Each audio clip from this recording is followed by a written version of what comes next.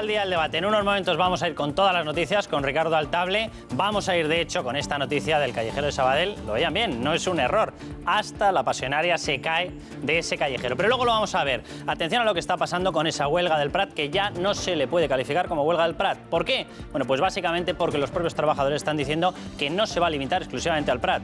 El aviso, el anuncio es literalmente de extenderlo por toda España. Luego les vamos a mostrar en el programa, en el debate, las declaraciones de los responsables del comité de huelga, porque lo dicen muy clarito, hay que extender esto por toda España. Ya se habla de Valencia, ya se habla de Alicante, se habla de Coruña, atención, se habla también, por supuesto, de Barajas. También en Barajas empieza a haber ya esos avisos de que muy prontito puede empezar esa huelga. Ricardo Altable, vamos con las noticias, con ese callejero en Sabadell. Se cae Machado, Machado es un españolista, Quevedo también es españolista y se acaba cayendo hasta la pasionaria. Bienvenidos a la tertulia, atención a la que se está montando. Todos pensábamos y decíamos, bueno, después de la intervención de la Guardia Civil, después de que el viernes aparentemente había mediano consenso con el Partido Socialista, incluso con los sindicatos, incluso con la Generalitat, decíamos, bueno, pues será que ya se va a calmar el tema del Prat, que se va a calmar, de eso nada de nada. Atención a los titulares con los que teníamos que desayunarnos hoy y íbamos repitiéndolos a lo largo de todo el día. Ahí lo ven, los trabajadores de Eulen amenazan con paralizar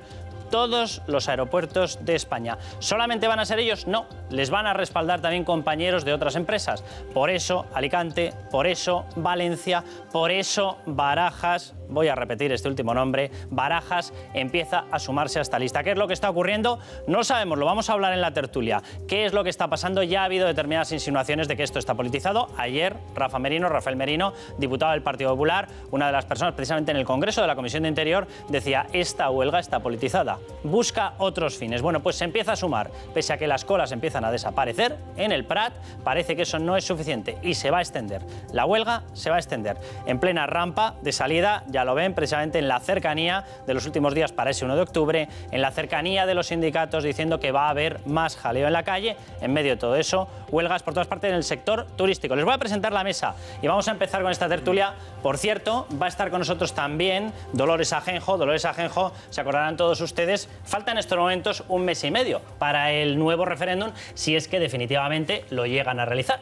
El del 1 de octubre. Bueno, pues Dolores Ajenjo fue la única profesora, la única responsable de instituto que se negó y no entregó las llaves en la famosa consulta del 9N. Va a estar con nosotros y le vamos a preguntar cómo están esos preparativos. La CUP dice que ya hay urnas, dice que hay censo. La Generalitat no lo niega. ¿Lo hay o no lo hay? Por cierto, mañana, no se pierdan el programa porque mañana no solamente va a haber Consejo de Ministros extraordinario para ver qué pasa y cómo va evolucionando el tema del Prat y la extensión al resto de plazas de esta huelga. También va a ser el famoso paso por el Parlamento catalán de lo que no aparece en el orden del día, pero que debería ser la ley del referéndum, y lo que se teme todo el mundo es que será incorporado de viva voz directamente en la tramitación. Se meterá. Vamos a estar con Dolores Ajenjo. Bienvenido, Alfredo Perdiguero. ¿Cómo estás? Hablaremos, por cierto, ayer denuncias por parte de los sindicatos contra guardias civiles. Aseguraban que estaban acosando y presionando a determinados empleados de Eulen, empleados del Prat. Nos daba a nosotros la versión, Unión de Oficiales de Guardia Civil, nos daba la versión radicalmente contraria, que precisamente lo que se le había pedido era a determinadas personas que facilitasen las labores de seguridad y que no estaban haciendo, literalmente, lo digo de la forma más llana, ni caso. ¿Qué versión tenéis? ¿Realmente está habiendo esta presión? Lo digo porque se ha denunciado a la Inspección de Trabajo a la Guardia Civil. Cierto. Yo dije ayer que si hubiesen sancionado con la 4/2015 esa desobediencia reiterada a un agente de autoridad, se hubiesen quitado en medio a esta gente. La historia está que gente del comité de huelga lo que hacía era interrumpir las colas, es decir, lo que hacía era ralentizar la cola durante 1 hora y media del escáner al control, sin pasar por el escáner, para que evidentemente los compañeros de la Guardia Civil no mirasen si tenía algún objeto metálico. Pues ahora nos dan más detalles. Eva Yarandi, bienvenida. Hola, buenas noches. Carmelo Encinas, muy buenas. ¿Qué tal? Buenas noches. Por cierto, vamos a hablar, según se va acercando esa cifra del 1 de octubre, atención, doy algunos de los titulares de ultimísima hora. El alcalde socialista de Centelles se compromete con el referéndum ilegal. Repito, el alcalde socialista, PSC, se compromete con el referéndum ilegal y, atención, añade que cederá locales para ese referéndum del 1 de octubre. Se acordarán todos los televidentes que Óscar Puente, en la anterior ocasión, hubo 7 alcaldes que dijeron estamos a favor del referéndum, pero dijo Ferraz, dijo el Partido Socialista, no les vamos a sancionar porque no van a poner las urnas. El nuevo desafío dentro del Partido Socialista es ya con aviso de que se van a ceder los locales para ese referéndum ilegal. Estará con nosotros después Elige Hernández, al que le vamos a preguntar qué está ocurriendo. Sí, a mí me gustaría decir que efectivamente se hablaba de 7 alcaldes y que, tal y como ha dicho Ferraz, lógicamente si se llevan a cabo cabo esa ayuda o colaboración directa para poner las urnas en la calle, se tomarán las medidas que se tengan que tomar, puesto que las directrices de Ferraz son las que son y evidentemente no puede un alcalde saltarse. Carmelo, ¿habrá jaleo en el Partido Socialista? Bueno, yo creo que está más o menos asimilado que hay unos cuantos alcaldes problemáticos en el PSC. ¿Hasta el punto de poner las urnas? ¿Se descontaba? Yo creo que están fuera de control unos cuantos y por tanto eso se tiene, digamos, más o menos digerido. Pero es evidente que a mí me parece que el Partido Socialista tendrá que tomar decisiones importantes y decisiones contundentes, porque este es un asunto medular, no es un asunto cualquiera, es un asunto importante en el cual las directrices de la dirección del partido tienen que ser respetadas con absoluta rotundidad. Pues María Claver, Alfonso Merlos, bienvenidos. ¿Qué tal, Carlos? Buenas noches. Os doy otro titular. Óscar Puente, uno de los hombres más en auge dentro del Partido Socialista. Lo de Venezuela, la crisis en Venezuela, se está sobredimensionando por la prensa. 620 presos políticos, más de 130 personas muertas desde las últimas movilizaciones hace un mes. ¿Exactamente a partir de qué preso político o de qué muertos empezó a sobredimensionar, María? Bueno, yo es que creo que aquí va de la mano con Podemos, porque la explicación que él da o que hace es que efectivamente se está sobredimensionando la crisis de Venezuela porque afecta a un partido político como Podemos, ¿no? Y que por eso hay un interés especial en que estas noticias estén en las primeras, en las portadas de los periódicos. En fin, la explicación es bastante. Yo creo que el Partido Socialista no está teniendo su mejor verano en términos generales, ¿no? Hoy hemos hablado de Madrid como nación, de que lo de Venezuela se está sobredimensionando. En fin, yo espero que en septiembre empiecen a reconducirse, porque realmente es inexplicable, ¿no? Lo de Venezuela no lo decimos nosotros, lo dice toda la comunidad internacional, y ya que al Partido Socialista esto le suena también raro. Pues estamos llamando a Óscar Puente a ver si conseguimos que nos atienda y nos explique exactamente qué ha querido decir con esto. Pero vamos a ir con la pregunta en un momentín, Gemma, pero déjame que lance otro de los temas de los que vamos a hablar. Alfonso, Góngora, Quevedo, Machado, antiespañoles. Antiespañoles es puros. Impresionante. La verdad es que... Ayuntamiento de Sabadell. Ayuntamiento de Sabadell. Para las calles, ¿verdad? Primero se ha hecho una cosa, ¿no?, por parte del Ayuntamiento de Sabadell, que es encargar una especie de estudio e informe convenientemente pagado para ver qué personajes que forman parte de la historia, de la cultura, de la literatura y de las artes en general en España son anticatalanes, ¿no? Y han llegado a la conclusión de que hay unos cuantos. Efectivamente, tú has citado, al final les han salido prácticamente una decena. Todos los que forman parte, los grandes poetas, los grandes dramaturgos del siglo de oro español, están prácticamente todos. He oído que se ha librado Gonzalo de Berceo. Gonzalo Berceo se ha librado, pero pelos. está Lope de Vega, está Garcilaso, está Góngora, está Quevedo, algunos de refilón y otros de hocicoz. Mira, yo como titular, luego tendremos tiempo de desarrollarlo, te diría que solo hay una cosa peor que la ignorancia, y es el sectarismo, pero hay una cosa todavía peor que el sectarismo, y es el odio. Y realmente lo de el odio a todo lo que significa España, da igual que sean personajes del mundo de la política, del mundo del deporte, del mundo de la cultura. No es que sea cansino, es que va a ser contraproducente para quienes están difundiendo ese odio. Y lo vamos a ver. Gemma Mirón, vamos con la pregunta. Pues Carlos, precisamente la pregunta va sobre este tema, porque hoy queremos plantearle a nuestros telespectadores que si les parece qué les parece la polémica que ha levantado ese informe pedido por el Ayuntamiento de Sabadell sobre algunos nombres que parece que a los responsables del gobierno no consideran lo suficientemente catalanes o catalanistas. Por eso se lo preguntamos a ustedes. ¿Creen que son anticatalanistas Machado y Quevedo, como plantea el Ayuntamiento de Sabadell? Ya saben, 905-855-001 si piensan que sí, y el mismo número acabado en 2 si creen que no. Ya saben, pueden también opinar sobre todo lo que pase aquí en Al Día Debate por Twitter a través del hashtag Al Día el Debate de 13TV. Bueno, pues muchísimas gracias, Gemma. Os voy a pedir un primer comentario rapidísimo sobre esta cuestión del Prat. El viernes hablábamos de este asunto. Por cierto, que mañana, repito, no solamente tendremos programas, sino que contaremos qué pasa en ese Consejo de Ministros Extraordinario, en el que se tiene que evaluar la presencia de la Guardia Civil, qué está ocurriendo con esa extensión y, cuidado, porque van a tener otro punto que debatir entre los ministros. Esa advertencia, leo literalmente, los trabajadores de Eulen no se conforman con el Prat. Amenazan con parar todos los aeropuertos. Y cuidado, porque vaya mención expresa a Barajas. Eva. Sí, bueno, vamos a ver. Aquí ha habido también un problema que yo creo que la gente debe conocer, todos los telespectadores. Aquí el comité de empresa entre los que estaba UGT y comisiones llegó a un acuerdo en la mediación. Tengo que decir que UGT y comisiones se han salido de esa negociación precisamente porque dos sindicatos, ultras, que son ultras porque son ultras radicales, uno de derechas y otro de izquierdas, se saltaron todas las normas de la mediación para poner sobre la mesa no solamente dijéramos la resolución a la que habían llegado, sino que pusieron otro tipo de resoluciones y otras urnas para que la gente votara con mejores condiciones. Eso es saltarse toda la negociación y tengo que decir que UGT y comisiones han salido. Dicho esto, también es verdad que UGT va a llevar a la audiencia provincial el que se determinen los tribunales si realmente la presencia de la Guardia Civil no está de alguna manera vulnerando el derecho de huelga de los trabajadores, eso tendrán que ser los jueces los que lo digan. Y otro tema muy importante es el tema del laudo arbitral. El laudo arbitral está, dijéramos, reglamentado antes de la Constitución, es decir, es una norma anterior a la Constitución y que se modificó en el 81, en el 1981, y delimita mucho los casos en los que se puede utilizar, solamente en caso de sectores muy estratégicos, donde haya peligro de la defensa nacional, es decir, no se puede poner sobre la mesa tan arbitrariamente. Por eso sí que es verdad que UGT se ha salido de la negociación porque considera que han actuado mal otros sindicatos, pero dicho esto, creemos que se está vulnerando el derecho de huelga de los trabajadores. Tan arbitrariamente, os pregunto, como en las dos ocasiones en las que se hizo bajo mandato socialista y no pasó absolutamente nada en la polémica. A mí me parece... Pero vamos a escuchar la advertencia de Juan Carlos Jiménez, uno de los responsables del comité de huelga. Fíjense, escúchenle. Espero que por el bien de todos esto sea un efecto dominó, donde ya en los demás aeropuertos que sufren lo mismo también se lo repiensen y aprovechen la ocasión, porque dudo mucho que tengan suficiente Guardia Civil para cubrir todo a la vez. Dudo que tengan suficiente Guardia Civil. Civil. Pertenece a uno de esos sindicatos, uno es PRO y otro es ADN.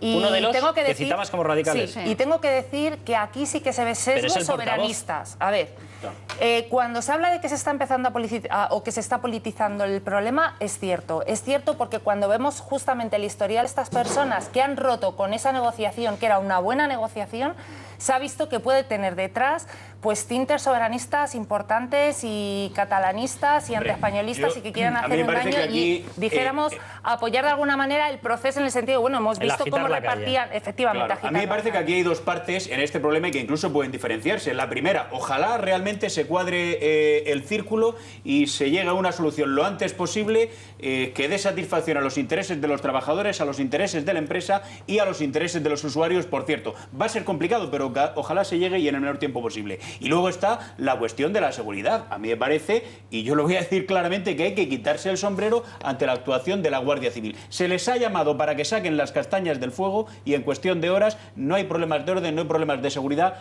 y hay libre movimiento por parte de los pasajeros. Con pues algunos detalles que ahora comentaremos, desde efectivamente, luego. Ahora le vamos a pedir a Alfredo Perdiguero que nos dé detalles de una denuncia que se trasladaba ayer por parte, creo que era de hecho de este mismo sindicato, contra la Guardia Civil, y se aseguraba que estaban ejerciendo presiones hasta el punto de sacar a los empleados llorando. Les acusaban directamente de esas coacciones, de las presiones. Y Gemma Mirón nos va a narrar en un momentín, no se lo pierdan, todo el calendario, todas las festividades, desde ahora, la operación retorno, por supuesto, hasta Navidades incluidas, caerían dentro de ese nuevo calendario de advertencia, de amenaza, de huelga. Vamos a publicidad y volvemos ya. Pues ahí lo están viendo, advertencia para toda España. Les leo las noticias. Empleados de Eulen en Barajas se reúnen mañana miércoles, para tomar medidas de solidaridad con el Prat.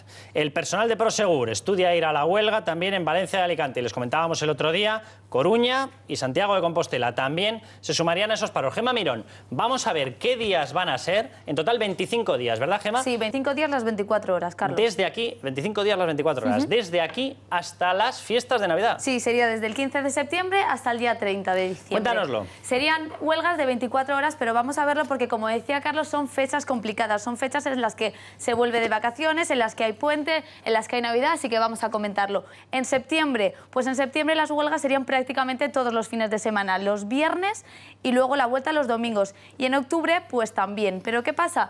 Tenemos una huelga un poco más grande porque la hacen el 11 y el 15, cuando hay una festividad, la festividad del 12 de octubre, que es el Día de la Hispanidad.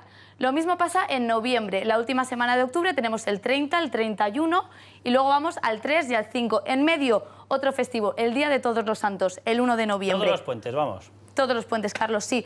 Pero es que en diciembre prácticamente del 1 al 10 hay huelga prácticamente todos los días. Y luego pasa, bueno, coincidiendo también, perdón, con dos festivos, el 6 y el 8. Y luego pues la semana clave... Es decir, Todos los Santos, Inmaculada, Navidades, Sí, pero vamos a ver. la operación retorno, cuidado que también De está incluido, septiembre. la gente que se quiera escapar los fines de semana de septiembre porque se ha guardado días de las Días. vacaciones. Sí, pero vamos a ver, es que el problema que yo estoy viendo aquí es que se está criminalizando a los trabajadores. Cuidado, vamos a ver, Eulen es una por dar empresa... el calendario de ¿Quién ha huelgas. hecho eso? A ver, no, Eulen, Pero no, será- es que... ¿no será por vamos dar a el ver. calendario de huelgas? No, es que, no, a ver, lógicamente los trabajadores tienen todo el derecho del mundo porque, entre otras cosas, ellos dejan de cobrar esos días. Es que aquí parece o da la sensación de que es que los trabajadores no sufren nada. Estamos hablando de sueldos de 900 euros.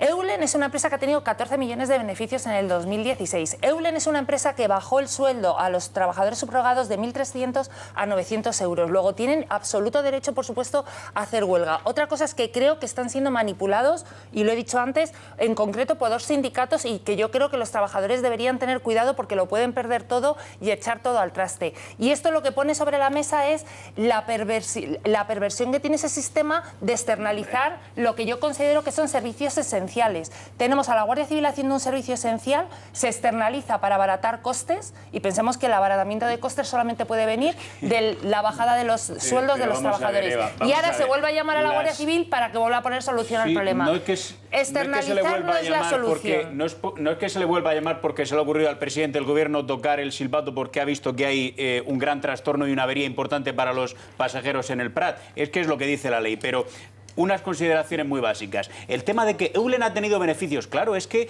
las empresas, lógicamente, deben tener una responsabilidad social, pero en el ADN de las empresas va a tener ánimo de lucro. Es que parece que algunos os escandalizáis Sí, pero se ha por el hecho descolgado de del que haya empresas que Se ha ganen descolgado dinero. del convenio. Las empresas están para ganar dinero y desde luego para darle un trabajo digno a sus trabajadores. Pero dicho esto, lo que yo no puedo entender de ninguna de las maneras es que este señor que ha aparecido como portavoz de un sindicato y como representante de los trabajadores no solo parece que esté dispuesto a resolver sus 150 euros o sus 200 euros más al mes que le faltan para darse por satisfecho. Está, punto número 1, amenazando, diciendo mucho cuidado con la que se puede formar en toda España. Y punto número 2, poniendo en duda la propia capacidad que tiene el Estado para responder. Y las fuerzas de seguridad, pues ojalá no tenga que ver la capacidad que tienen las fuerzas de seguridad, la Guardia Civil y el Cuerpo Nacional de Policía, y ojalá se arregle antes. Pero así no se solucionan los problemas, a base de amenazas, como está haciendo este señor. Hablabais, de todas formas, vamos a ver a Ábalos recordando esa acusación, lo digo porque UGT y Partido Socialista hablaban de esquirolaje. Y te quiero preguntar, Alfredo, vamos a escuchar a Ábalos cómo lanzaba esa acusación, si de veras esto puede ser calificado de esquirolaje por parte de la Guardia Civil. Vamos a verlo. El recurso también a la propia Guardia Civil, ahora que le quitan el servicio y lo ponen cuando tienen que hacerlo viable, realmente no deja de ser, en fin, una forma de esquirolaje que atenta nuevamente al derecho de huelga. Luego veremos si era lo mismo cuando lo hacía Zapatero. Pero bueno, vamos a ver la crítica que le lanzaba Cristina Cifuentes. Cuando el gobierno lo que está haciendo es, por un lado, mantener la legalidad, por otro lado, por supuesto, garantizando el derecho de huelga, que es un derecho constitucional, pero la Guardia Civil lo que está haciendo es garantizar la seguridad en el aeropuerto del Prat. Paralelamente, que se establece una mediación, un laudo arbitral para acabar con un conflicto laboral que ya está durando muchos días, está perjudicando no solamente a todos los viajeros, a todas las personas que quieren o que están utilizando el aeropuerto estos días, sino también la imagen de España de cara al turismo. Alfredo Perdiguero, vosotros en la Policía Nacional, igual que en la Guardia Civil, también tenéis funciones de control, de seguridad, etcétera. ¿Esto puede ser calificado de esquirolaje? Pues yo creo que no. Es decir, legalmente te hablo. No puede claro. serlo. Hay que dejar claro. Los compañeros de la Guardia Civil han ido a complementar los servicios mínimos de los trabajadores de Eulen. En caso de huelga general, que no haya ninguno, lo están haciendo, pero hacen lo que estaban haciendo. Es decir, alguien se equivocó en su momento cuando colocó o cuando externalizó, cuando lo hizo de esa forma. Pero que no hay que echar la culpa al gobierno. La empresa tiene beneficios porque la empresa es la que ha bajado el sueldo a los trabajadores. Y los compañeros de la Guardia Civil lo están haciendo su trabajo. Su trabajo, además, en muy malas condiciones, Carlos, tengo que decirlo, porque están el 35% de dieta, que son 22 euros para que coman, cenen, desayunen y duerman día a día. Y duerman. Día a día, con lo cual, imagínate... Por 22 euros en Barcelona, exactamente cómo haces todo eso más dormir. Pues como algunos compañeros que he hablado esta mañana que están en los coches. Durmiendo en los coches. No tienen ningún establecimiento donde poderse quedar. Porque encima no adelantan la dieta completa, es decir, la liquidación de la dieta te la dan a posteriori porque de momento no saben no tienen fin de la comisión de servicio y por tanto tampoco están en unas condiciones dignas. Es decir, los compañeros encima tienen que aguantar los reproches por hacer su trabajo. Por hacer nuestro trabajo tenemos que aguantar los reproches. Y encima, como tú has dicho, que nos pongan zancadillas gente aposta para que parece que lo hagan mal. Es decir, el caso que has comentado al principio de la señora esta, yo creo que tenemos un sindicato que este señor que habla, en el cual se tira hora y media parando la cola para que el guardia al final tenga que saltar y busque la foto o busque la agresión por parte del guardia. Y hay que decir, el compañero suficientes redaños tuvo para no decir nada, no sancionarla con la 4 de 2015 por desobediencia, o incluso, Carlos, si me apuras, llegar a detenerla por una desobediencia grave, una orden de un agente de autoridad. Pero se está hablando de esa acusación, es decir, Partido Socialista y UGT hablan de esquirolaje. Sí, pero que digan por qué. O sea, por hacer nuestro trabajo, si es nuestra función, si es que no hay tutía. O sea, alguien lo externalizó, pero es lo que hacíamos, lo que hemos hecho toda la vida. Por tanto, esquirolaje, ¿por qué? No quitamos a los otros para ponernos nosotros, no. Estamos complementando. Y mientras no estén o mientras no se pongan, que ya digo, veremos a ver, porque digo que la dirección política de esta gente, de estos dos sindicatos, casualmente, que son favorables a la independencia o que están de la mano de la independencia y que han engañado, yo creo que a los trabajadores gravemente, porque ¿en qué negociación te suben de repente más de un 20% del sueldo? Es que hay que mirarlo. Carmelo. Varios errores. Carmelo y María. Primer error de origen y de bulto, y es sacar a la Guardia Civil o sacar a los funcionarios públicos de una función que a mí me parece que tiene que tener como poco la autoridad de un funcionario. A mí no me gusta que cualquiera pueda hurgar en mi maleta, o lo siento, pero esto es así. Y yo creo que fue un error. Y fue un error provocado por la privatización de AENA, cuando salió a bolsa, porque había que abaratar costes.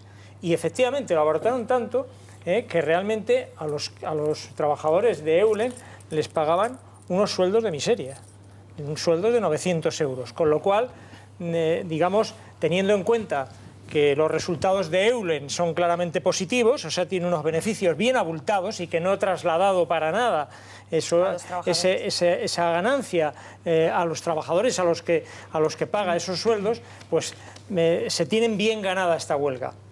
Luego se produce la huelga. Evidentemente es una huelga que se produce en un servicio estratégico y que no puedes estar machacando a la entrada y salida o a la salida de pasajeros en un aeropuerto como el del Prat, que mueve tantos cientos de miles de ciudadanos. Y creo que han llevado este conflicto, lo han llevado a un extremo que sí me parece que creo que al final tiene que intervenir el gobierno y poner a la Guardia Civil. Pero me gustaría que fuésemos, Carmelo, que fuésemos más a lo que ha pasado, a esa advertencia de extensión. Porque todo esto realmente es el debate ya de estos días. Entiendo que cuando acusa el PSOE de esquirolaje a la Guardia Civil no está hablando de los guardias civiles, sino de la labor que le obliga al gobierno a hacer. A mí me parece que en este caso el gobierno, que creo que hizo mal privatizando AENA y ese tipo de servicios, sí que creo que tiene que actuar. Y a mí me parece que la Guardia Civil es la que te puede garantizar que se produzca un filtro de garantía en el aeropuerto que permita que aquello se normalice mínimamente. Vamos a conectar en un momento, creo que nos está escuchando ya una persona, Mari Carmen se llama, usuaria, una persona que estaba pasando por el aeropuerto y que le hemos preguntado para que nos describa qué es lo que está ocurriendo. Porque si de veras, como están surgiendo esas acusaciones, se habla de que la Guardia Civil poco menos que va presionando, coaccionando, etcétera, que nos cuente lo que ella ha visto. En unos momentos nos lo va a definir, nos lo va a describir. Vamos a ver, antes contaba Eva, y tiene toda la razón, en la particularidad que hay en todo este conflicto sobre esos dos sindicatos, ¿no? Que no son ni comisiones obreras y UGT. El gobierno en este momento no teme que se produzca, digamos, un contagio de las mismas características que hay en el Prat, precisamente porque el conflicto está muy focalizado, por decirlo de alguna manera, en estos dos sindicatos. Por tanto, en eso están algo tranquilos. En cualquier caso, mañana va a haber ese Consejo de Ministros y podrán explicarnos un poco más. La responsabilidad la tiene la Guardia Civil. Yo podría estar de acuerdo con Carmelo que hay ciertos servicios que no se deben subcontratar, como es el tema de la seguridad, básicamente, y estamos viendo las consecuencias. Pero es verdad que el Gobierno, si concurren circunstancias de especial gravedad, pues puede adoptar esta serie de medidas para garantizar el servicio. Y es un poco lo que ha hecho, es decir, si las responsabilidades de la Guardia Civil y el Gobierno tienen la potestad para adoptar esas medidas, pues efectivamente se adoptan. Yo creo que ha sido tarde, porque ha permitido que este suflé pues fuese subiendo y subiendo y subiendo. Había un problema María, y tú lo sabes, de efectivos. Estábamos en plenas vacaciones, efectivamente no había efectivos para trasladar a Cataluña, además estaban las connotaciones políticas, y yo creo que se ha sido pues demasiado conservador en la adopción de esta medida. ¿Pero creéis que esa advertencia de extender la huelga a toda España va lanzada precisamente para que mañana, Consejo de Ministros, el Gobierno le entre un poquito de miedo? Para provocar la sobreactuación, indiscutiblemente. Pero aquí hay un problema de fondo, y es que no podemos seguir sin una ley de huelga. Es decir, no podemos estar guiándonos por un Real Decreto del año 77, porque efectivamente hay que garantizar la huelga, pero también las huelgas tienen sus límites, y tienen sus límites en el respeto a los derechos de los demás, en este caso de los usuarios, que tienen el derecho de coger el avión sin tener que ir 4 o 5 horas de antelación, con 4 o 5 horas de antelación, para poder acceder a su vuelo o a su viaje, ¿no? Entonces, a mí me parece que yo creo que esto nos tiene que servir para que, ahora que se está planteando todo tipo de cuestiones, la modificación de la Constitución, la reforma de la Constitución, todo el tema de Cataluña, oye, una ley de huelga yo creo que ya toca, desde el año 77 sin ley de huelga en este país. Alfonso, muy rápido, que le voy a dar paso a Mari Carmen. Yo creo que toca también, y toca siempre, que los políticos, a la hora de analizar un problema que hay general en el país, el que está planteando María, y particular en este caso en el aeropuerto del Prat, los políticos se pongan en el pellejo y en los zapatos de las víctimas. Las principales víctimas de la crisis en el aeropuerto del Prat son los pasajeros que han tenido que ir a coger un vuelo 6, 8, 10 o 12 horas antes. Y resulta que en el día de hoy los pasajeros, a lo mejor me desmiente alguno de los que entren ahora, los pasajeros están encantados con la actuación de la Guardia Civil. Eso es así. Y luego, en relación a las declaraciones que hacía el portavoz del Partido Socialista, hablando de que aquí, gracias a la Guardia Civil o por culpa de la Guardia Civil, se ha vulnerado lo que significa el derecho a la huelga. La Guardia Civil está cumpliendo con la ley. Y lo está cumpliendo la Guardia Civil porque el Gobierno se lo ha encargado. Si el partido recibe órdenes. El Partido Socialista en el año 2006 mandó a la Guardia Civil a los aeropuertos de Canarias, e hizo bien. El Partido Socialista, el Gobierno, en el año 2007 mandó a la Guardia Civil a los aeropuertos de Baleares, e hizo bien. Y el Partido Socialista en el año 2010 militarizó los aeropuertos de España, porque resulta que abandonaron masivamente sus puestos los controladores. Y es más, el PSOE, e hizo bien, decretó el estado de alarma. Y no hubo ningún problema, al contrario, hubo una gestión responsable del Partido Socialista Obrero Español. Y ahora el Gobierno, que resulta que es del PP, porque es lo que votó la gente, está haciendo lo mismo. Y los pasajeros encantados. ¿Dónde está el problema? Pues el problema es que la diferencia salarial de la que estamos aquí hablando se tiene que resolver lo antes posible y punto. Pero, por favor, políticos como el portavoz del Partido Socialista, que ha hecho esas declaraciones con la barbacoa detrás, que no sé dónde estaba, que no agraven más y agranden el problema. Que ya se está resolviendo por su cauce. Quiero que le escuchemos, quiero que le escuchemos, luego vamos a ver cómo lo justificaba el propio Zapatero, porque el propio Zapatero, y vamos a hablar de esta historia, utilizó 2 veces precisamente esa facultad para mandar a la Guardia Civil para funciones de control. Pero Mari Carmen, muy buenas noches. Sí. Mari Carmen, ¿nos está escuchando ya? Sí, buenas noches. Primera pregunta clave, ¿la gente está contenta o no está contenta con la función que está desarrollando la Guardia Civil? Hablo de la gente que está en el Prat. Bueno, pues yo creo que sí, yo la primera, encantada de la vida, ver a la Guardia Civil. Usted les ha visto en el aeropuerto y usted ha tenido la sensación, lo digo porque estábamos comentando precisamente, acusación del Partido Socialista y de UGT asegurando que esto es esquirolaje por parte de la Guardia Civil. Pues yo he estado unas 2 horas y media, porque me he ido a pasear para ver lo que se veía ayer en televisión. Y la verdad, la Guardia Civil está pasada a los arcos, o sea que casi ni se ven. Yo he estado mirando y la gente que pasaba muy bien, o sea, sin ningún problema. No ha visto... Aquí lo que hay es que los trabajadores, hay 2. Están los vigilantes, que son los que están haciendo la huelga, que son una vez pasado el arco.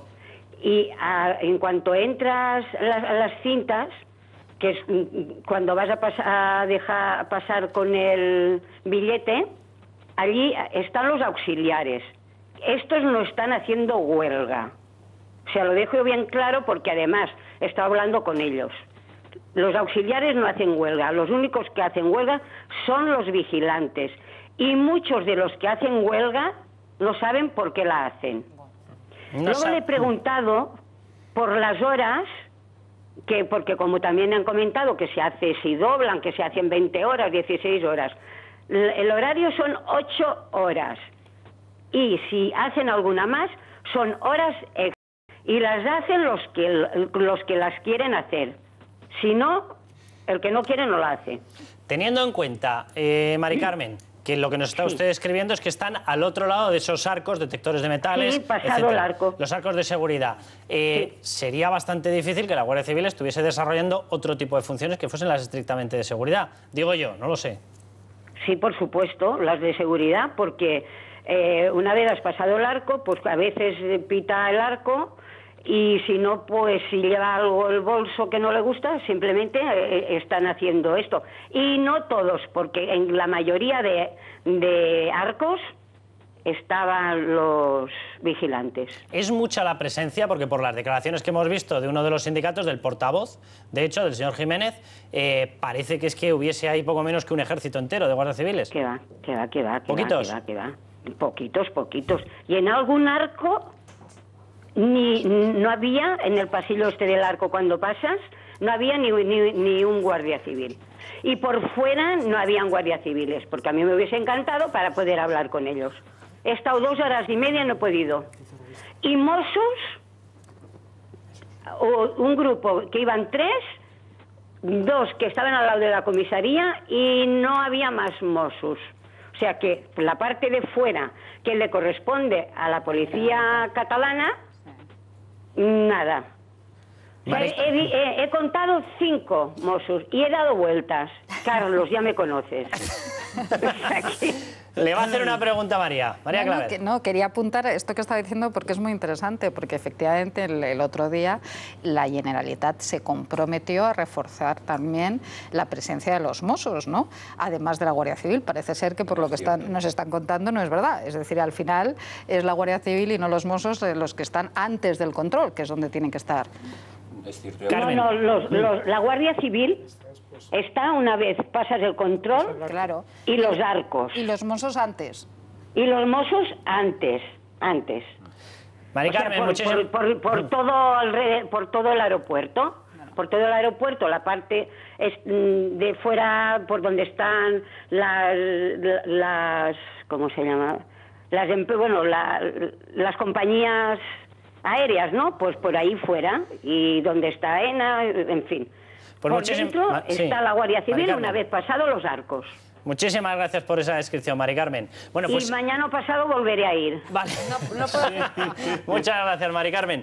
Pues con esta descripción, lo siento mucho, pero da la sensación de que con muy poquito se ha conseguido mucho. A ver, porque las colas han desaparecido literalmente. Yo quería puntualizar que ahora mismo toda esta urgencia que se está llevando a cabo, quiero decir que ha llegado tarde en el sentido de que esto es un conflicto que se lleva gestando 2 meses. Es decir, la Generalitat, que tiene las competencias en temas de conflictos laborales, ha hecho caso omiso de este problema y se ha lavado las manos claramente. Eso por un lado. Segundo, respondiendo a Alfonso Merlos, las víctimas, hombre, los pasajeros tú eres víctima un día, pero el trabajador que está día a día trabajando, cuando un trabajador llega a la opción de hacer huelga y perder parte de su salario, creo que es porque ya está en unas condiciones que son inasumibles. Y tercero, pero es una la falta de personal. Ahora te voy a contestar con una frase rápidamente, solamente. Contestando a esta señora, a Mari Carmen, a ver, una de las cosas que pedían precisamente era un aumento de personal porque no se estaban cumpliendo los descansos reglamentarios que ante una actuación de vigilancia, y eso lo puede decir mejor Alfredo, tienes que tener una concentración y requieres unos periodos de descansos que no se estaban cumpliendo. Luego era una de las cosas que pedían comentar a la plantilla. Te voy a contestar, muy rápido, que quiero ir al tema de la politización. En una frase solamente. Naturalmente, los trabajadores, si entienden que tienen unas condiciones laborales que son indignas, también son víctimas y tienen que reclamarlas. Pero ahora mismo hay vigilantes de Eulen que están ingresando 1.100 euros netos al mes. Nos puede parecer poco, perfecto. Pero te voy a decir otra cosa. El salario base de un guardia civil, ¿sabes a cuánto asciende? ¿Sabes a cuánto asciende?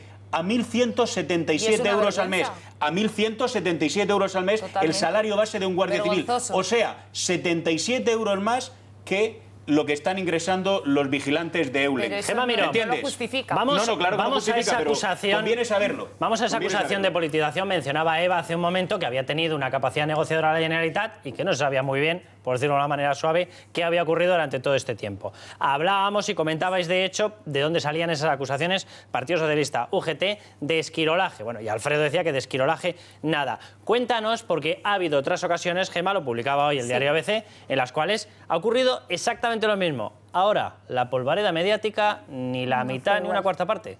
Exactamente, desde ayer que estamos viendo a los agentes de la Guardia Civil en el aeropuerto del Prat, la situación ha sido duramente criticada, no solo por miembros de la Generalitat, sino también por algunos miembros, como acabamos de ver, del Partido Socialista. El secretario de organización, José Luis Ábalos, criticaba el uso de la Guardia Civil de una forma de esquirolaje, como acabamos de ver. Sin embargo, durante el gobierno de José Luis Rodríguez Zapatero, en 2010, los socialistas tuvieron que acudir a la ayuda de la Guardia Civil y no solo eso, también a la del Ejército para acabar con las huelgas. El gobierno decretó el estado de alarma y militarizó los centros de control durante cerca de un mes. Después impuso un laudo arbitral. Así justificaba el entonces presidente la decisión tomada. Han dado los resultados buscados y esperados, que era restituir la normalidad de una grave crisis en el sistema aeroportuario español. En julio de 2007, en el aeropuerto de Palma de Mallorca, los sindicatos iniciaron movilizaciones con la denuncia de que Trablisa había cambiado los horarios y los turnos de trabajo sin ni siquiera consultarles. Las consecuencias de la huelga fueron mínimas gracias a los agentes, pero la situación no termina ahí. Unos meses antes, en diciembre de 2006, pasó algo similar en los aeropuertos canarios por la huelga de la filial Binter.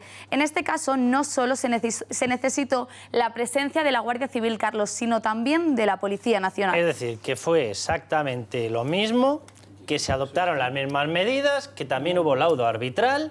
Eso sí, la diferencia era que en estos momentos lo hace un gobierno de un signo político y en aquel momento lo hacía otro, porque la explicación que ha dado Zapatero a mí me ha parecido calcada de las que estamos escuchando estos días. Alfredo, estaba la Policía Nacional, de hecho, en uno de esos dispositivos. Igual, pero es que es lo que hacemos, lo que comentabais antes. Primero, la gente está más contenta porque lo que ha dicho Carmelo, la gente está más contenta de ver a la Policía y Guardia Civil, es decir, les da más seguridad, les da más aplomo, les da más tranquilidad, si cabe. Pero bueno, estamos, ya digo, complementando el servicio. Segundo, la gente está más contenta porque tiene que esperar menos colas, por tanto, todavía mejor. Tercero, sí que es cierto, fíjate, Carlos, es una llamada a quien sea. Los directores de las empresas de seguridad casualmente son comisarios de la policía, todos. Por tanto, por ahí igual vienen los tiros y que lo que sí que podía mirar es un poquito más por los trabajadores. Y cuarto y termino, a nosotros estamos para lo que haga falta. Es decir, y decimos que es una cosa de seguridad, es que estamos en nivel 4, la ley antiterrorista. No podemos permitir que pase lo que pase. Y ojo, en el aeropuerto Madrid-Barajas, si veis muchas patrullas de policía circulando por la parte de fuera, por donde están las empresas de...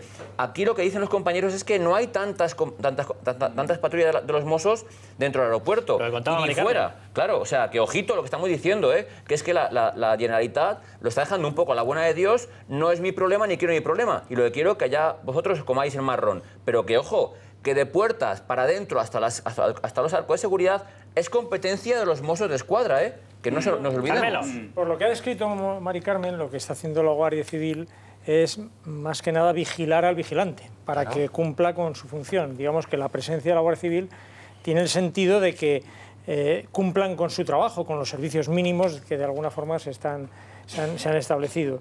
Decía antes, Alfonso, el tema de lo que gana un guardia civil y lo que gana un guardia jurado. Pero vamos al tema de lo de Zapatero, de la utilización por parte del Partido Socialista. Carmelo, no te me escapes. No, simplemente quería decir una cosa. Cuando AENA privatiza el servicio es para ahorrarse dinero. Es decir, porque todavía que los guardias civiles ganan una miseria, todavía estos ganaban menos. Esto es así. En cuanto a lo de Zapatero, Zapatero hacía esas declaraciones en el conflicto de los controladores aéreos.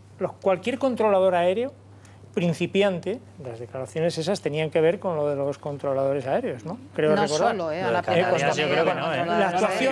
La actuación más contundente que ha tenido el gobierno socialista... pero es que esta también la ha tenido, en Baleares y en Canarias. Fue los controladores aéreos, que cualquier principiante ganaba más que el presidente del gobierno. No es comparable con lo que está pasando ahora.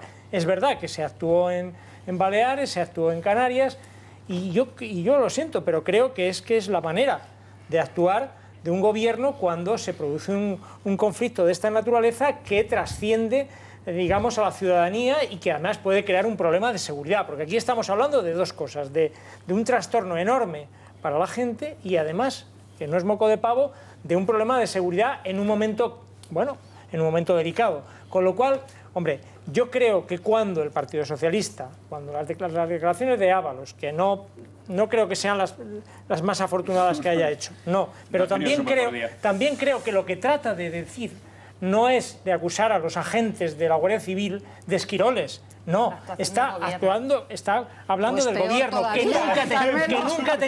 nunca tenía que haber privatizado un servicio que ahora vuelve a la Guardia Civil. Quiero que escuchemos, ahora te doy la palabra, María, pero vamos a tener una publicidad nada, pero le quiero dar ya entrada, luego vamos a seguir con él, con Carlos Sánchez, portavoz de los bomberos en Madrid. Muy buenas noches, don Carlos. Hola, buenas noches. Don Carlos, ¿qué tal? Otra huelga que yo creo que está teniendo menos protagonismo. Luego discutiremos el porqué, pero lo cierto es que ustedes le cantaban las 40, por decirlo de alguna manera, a Manuela Carmena porque también está estirando sus jornadas, metiéndoles horas que no les corresponden, etcétera, y ustedes llegaban a decir, de hecho, a Manuela Carmena que estaba poco menos que en plan cacique, le decían. Bueno, en verdad, las medidas que está adoptando este Ayuntamiento de Madrid con el área de emergencias, en concreto con bomberos, están siendo pues represivas y de castigo, por así decirlo, porque sencillamente los bomberos no nos negamos a trabajar, pero lo que tampoco se sostiene es que unilateralmente por parte del Ayuntamiento se modifican las condiciones y te apliquen un decretazo que nosotros llamamos, una instrucción que ha decretado el Ayuntamiento, en el cual te obligan a venir cualquier día que te digan que tienes que venir. Básicamente Carlos, es como estar a libre disposición. Don Carlos, le voy a pedir que me mantenga la llamada porque tenemos una publicidad. Vamos a publicidad y retomamos y le voy a preguntar si ustedes tienen la sensación que se les da la misma cobertura mediática que en otros asuntos. Pero vamos a publicidad y volvemos enseguida. Bueno, pues creo que teníamos en llamada a Carlos Sánchez, portavoz de los bomberos en Madrid. Carlos, muy buenas noches. Buenas noches. Carlos, que le había cortado, que teníamos esa publicidad. Nos estaba contando usted las situaciones en las que estaban trabajando.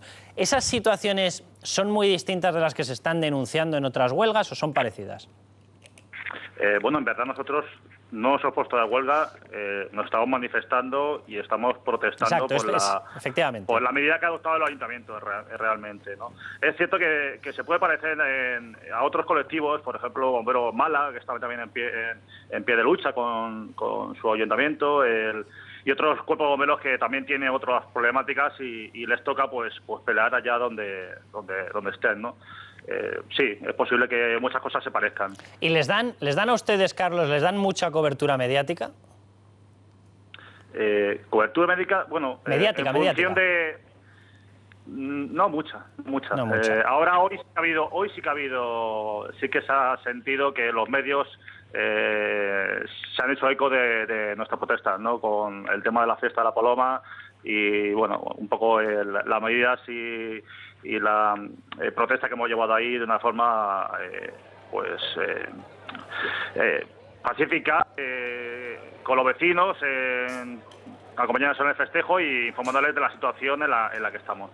Don Carlos, muchísimas gracias por habernos atendido. Bueno, pues son cosas que van ocurriendo, lógicamente, en el Ayuntamiento de Alicante. También hay por cierto, el Ayuntamiento de Alicante que está bajo mando del Partido Socialista y que además está bajo mando de la comunidad autónoma donde viene, de hecho, el propio Ábalos. Bueno, pues ahí también tienen otra huelga, evidentemente, pero... Hay huelgas... Hay huelgas por todos los lados. Tú decías antes una cosa, si esto se va a utilizar como estrategia política. Hombre, yo creo que indiscutiblemente el Partido Socialista tiene dos estrategias para desgastar al Partido Popular.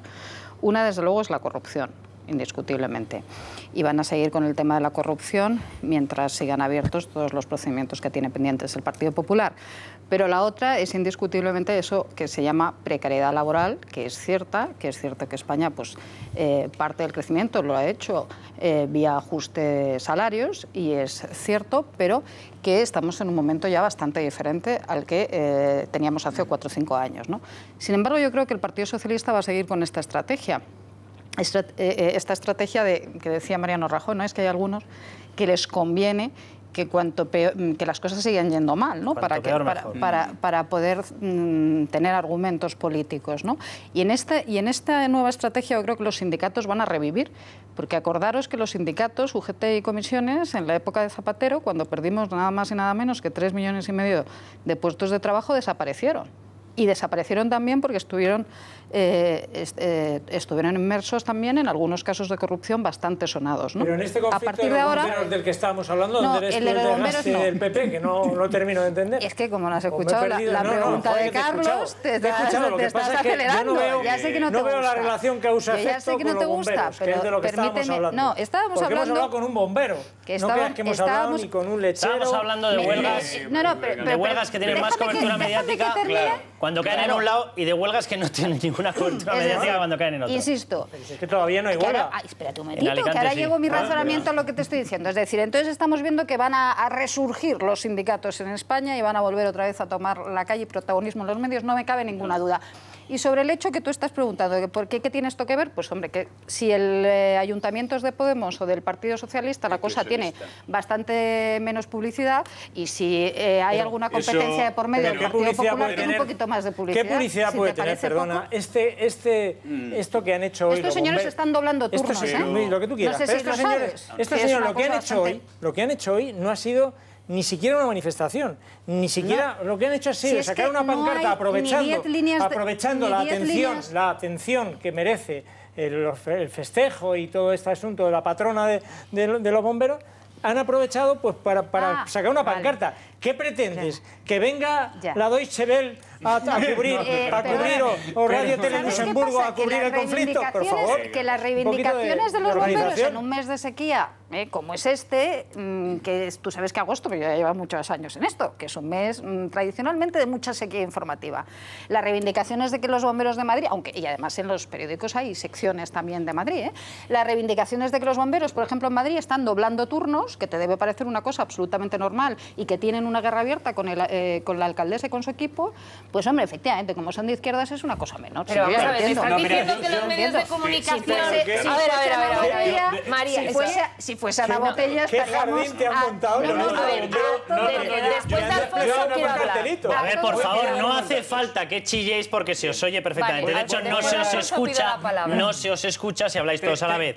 Leo otra, huelga de celo de los trabajadores de limpieza de Alicante desde esta misma noche. Esto se publicaba el día 12, es decir, llevan ya unos cuantos días en Alicante. ¿Vale? Tampoco se ha sabido absolutamente nada. Vamos a ver. El Partido Popular ahí está diciendo que la situación es dramática, ha dicho literalmente, pero no se sabe nada. Estoy bastante de acuerdo con lo que estaba planteando María. Es decir, reivindicaciones naturalmente hay contra todos los gobiernos, pero parece que cuando hay unos colectivos, da igual los que sean, bomberos o los que sean, que hacen unas reivindicaciones frente a un gobierno del Partido Popular, entonces hay conflicto social. Pero si resulta que las reivindicaciones de esos colectivos son contra gobiernos de Podemos, entonces ya es que hay que ver qué es lo que se está reivindicando. Voy a dar solamente un dato. Los bomberos no solo reivindican que a lo mejor el salario podría ser mayor o, sobre todo, el tema del doblar turnos. Lo que están diciendo es cómo es posible que el Ayuntamiento de Madrid haya creado unos puestos específicos que eran de bomberos rasos, que la mayor parte de ellos eran afiliados sindicales y estén ingresando ahora mismo esos bomberos rasos entre 80.000 y 100.000 euros de salario. Eso lo están reivindicando también, ¿eh? Y podemos dar nombres, pero no hace falta. Vamos a ir avanzando. Bomberos rasos de Santa María de la Cabeza que ingresan 100.000 euros de repente de 10 salario. segundos que quiero... ¿A quién queréis echar la culpa? No chilléis, que tengo que dirigir un programa, Eva, y es bastante complicado con gente chillando por los dos lados, ¿vale? 10 segundos porque quiero presentar a Dolores Ajenjo. Digo yo que vamos a ver, el que los medios no saquen determinados conflictos, ¿a quién le echamos la culpa? Porque los medios donde hay noticia va. Es decir, el otro día criticábamos el hecho de que alguien del comité de empresa de los trabajadores de Eulen decía, aquí solamente vienen los medios cuando hacemos colas. Y resulta que eso que lo criticábamos, no, vamos a ver. Entonces, vamos a ver, pasamos, si no hay daños colaterales, os lo pido ya total, y eso no tiene nadie más te lo la pido culpa ya que la totalmente en propia serio. medios. Esto no es un concurso a ver quién grita más. No, pero es que me estaba interrumpiendo. Vale, no, sí, todos estáis interrumpiendo. Así que vamos a pasar al tema de Dolores Ajenjo. Por cierto, preguntabais que quién manda en la prensa. Bueno, según algunos mandatarios, que luego vamos a hablar, según Óscar Puente, se extralimita en la presencia de Venezuela porque la prensa ha decidido que tiene que estar extralimitada. Pero luego vamos a hablar de este tema. Dolores Ajenjo, bienvenida, que quería haberte presentado hace 5 minutos. Estábamos hablando precisamente porque queda... Muy buenas noches, Dolores. Dolores, para que ustedes se hagan una idea, es la única persona que en el anterior referéndum, el famoso del 9N, fue la única persona que no puso a disposición las llaves para que se utilizase su centro, su instituto, como un centro donde se pusiesen las famosas urnas separatistas y se pudiese votar. En un mes y medio volvemos a la misma situación, exactamente a la misma situación. Quiero que vea, Dolores, cómo se ha ido caldeando el ambiente por parte de los partidos que están diciendo que no va a haber ese referéndum del 1 de octubre. Vamos a verlo. No va a haber referéndum el próximo día 1 de octubre. Ya nos tomaron el pelo el 9N y hemos aprendido de los errores. No habrá referéndum. El 1 de octubre no habrá referéndum. Lo saben Junqueras y Puigdemont. Nosotros creemos que la consulta anunciada por el Consell no llegue a producirse. Porque el referéndum no se va a celebrar y va a ser un fracaso. ¿Se va a celebrar, Dolores, o no se va a celebrar? Bueno, pues yo... O incluso preguntado de otra manera, ¿se va a intentar celebrar y va a haber que frenarlo? A ver, yo creo que intentarlo lo van a intentar seguro. Van a ir a provocar una situación límite. Seguro que lo van a intentar. Van a seguir todos los pasos para que el referéndum se pueda celebrar. Entonces, la clave está en lo que haga el gobierno para impedirlo. Y hasta ahora, hasta este momento, no sabemos qué va a hacer. La última noticia es que ya descartan por completo aplicar el 155. Lo decía Rafael Hernández, exacto, efectivamente. Porque dicen que no da tiempo, como si no hubiesen tenido tiempo hasta ahora, como si los hubiera pillado desprevenidos. Entonces, si no piensan aplicar el 155, ¿qué es lo que van a hacer? Porque el Gobierno de la Generalidad va a seguir adelante con su golpe de Estado, y digo golpe de Estado porque esto es un golpe de Estado. Es un golpe de Estado en el que se emplea la violencia institucional, es decir, unas personas que son nuestros gobernantes, a los cuales les pagamos para defender nuestras libertades y nuestros derechos a través de la Constitución, están violando la Constitución y están utilizando ese poder que ellos tienen en contra de todos los catalanes. Y digo de todos los catalanes, no Dolores, solamente de los no independentistas. En el 9N se utilizó una argumentación y se dijo, bueno, si no cuenta con determinadas garantías, si no es oficial, pese a que se utilizaron, de hecho, instancias oficiales como fueron los colegios. ¿Cree que en esta ocasión, Dolores, va a intentar o va a ocurrir una cosa similar? Es decir, que se van a poner las urnas pero en sitios que no sean oficiales para eludir ese control, o se va a intentar ponerlas en sitios oficiales, en colegios, etcétera, en sedes municipales. A ver, si el gobierno no hace nada, repito, las van a poner en colegios, como el 9N. Y parece ser que el gobierno, por lo que he oído, confía en que los funcionarios no van a hacer caso. Pero, o sea, que los funcionarios se van a atener a la Constitución, a la legalidad. Pero yo esto lo dudo mucho, lo dudo muchísimo, porque los funcionarios, a quien tienen directamente sobre ellos, es al Gobierno de la Generalidad, y quien les puede expedientar y retener el sueldo es el Gobierno de la Generalidad.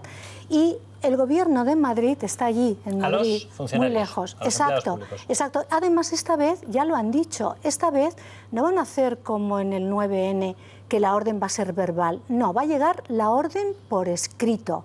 Va a llegar una orden por escrito ordenándoles a los directores de los centros que entreguen las llaves. Por ese motivo ha habido tantos ceses en el Departamento de Enseñanza, porque han querido asegurarse que las personas que tengan que dar esa orden por escrito y firmarla lo vayan a hacer, jugándose lo que haga falta, pero que lo vayan a hacer. La CUP, Dolores, está asegurando que ya hay censo e incluso que ya hay urnas, no que me se tienen las extrañaría. urnas físicamente. ¿Esto es así? No lo sé, claro, yo no lo sé, pero no me extrañaría. Yo apostaría que sí, que las tienen, porque evidentemente las han podido adquirir de maneras diversas, pueden haber sido incluso una donación.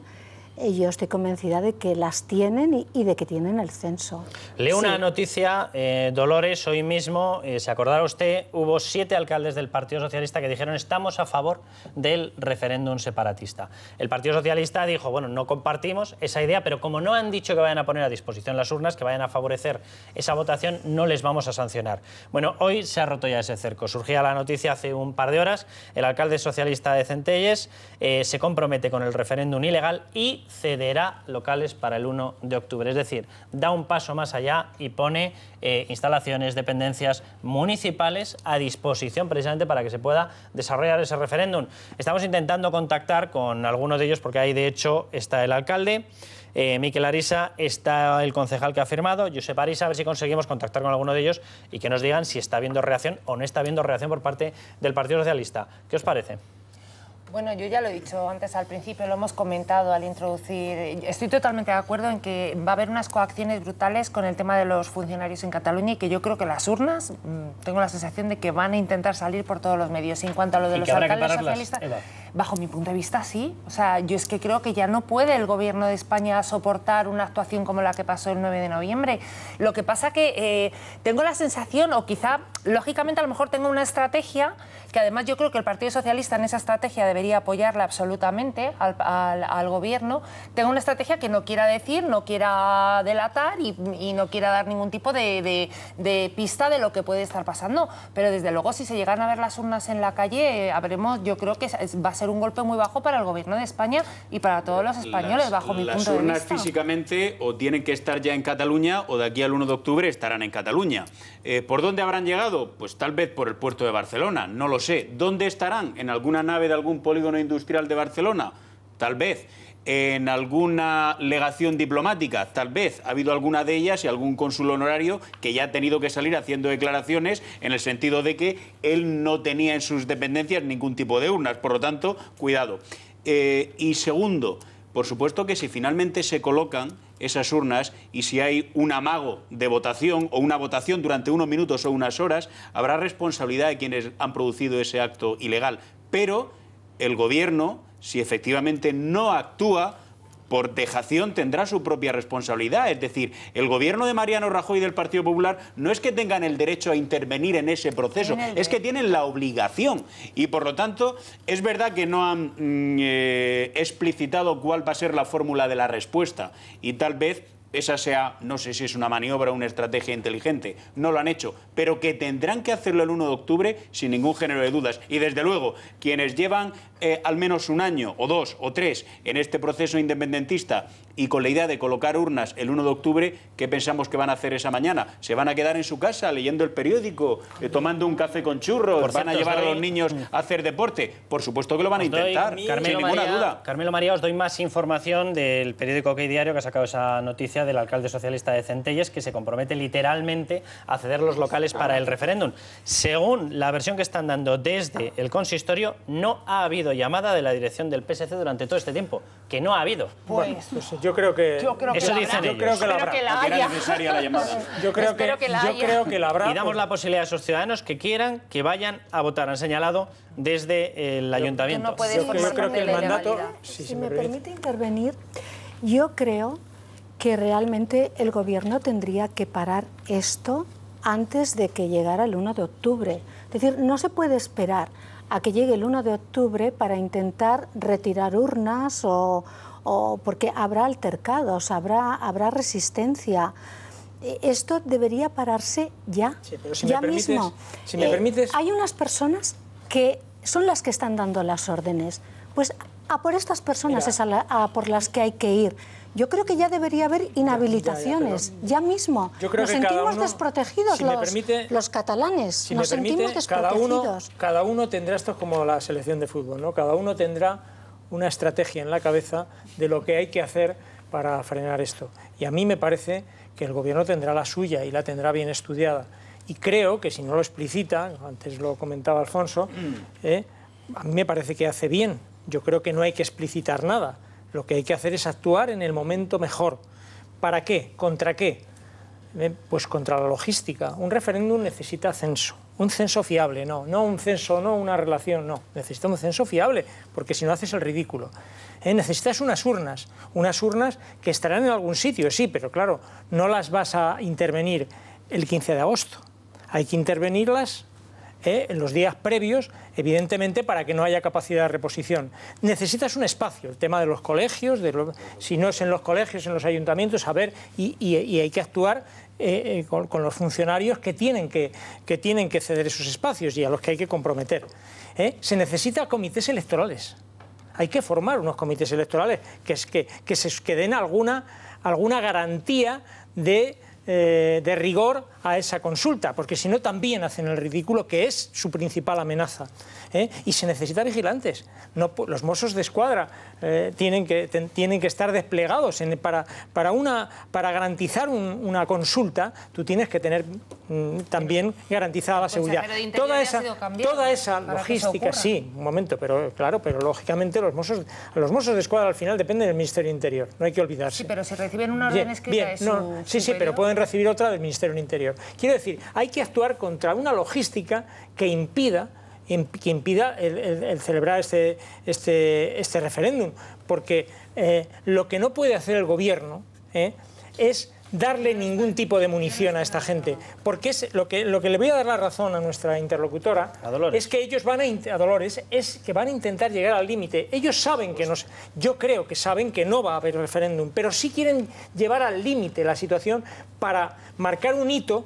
Hasta aquí llegamos en este intento, que eso es el tanto que se quiere apuntar el señor Puigdemont y el señor Junqueras. Bueno, vamos a ver, yo estoy en términos generales de acuerdo contigo. Al gobierno hasta el momento le están saliendo bien las cosas, pero es verdad una cosa que se ha dicho aquí. Aquí hay un artículo de la Constitución que es tabú.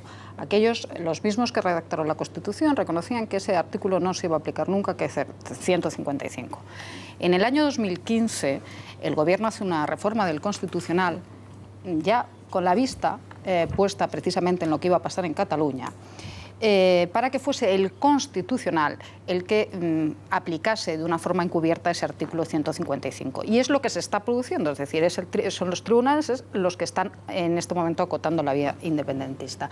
Ahora bien, tú dices, esa logística, es que esa logística, lo que es la celebración del referéndum, llegará.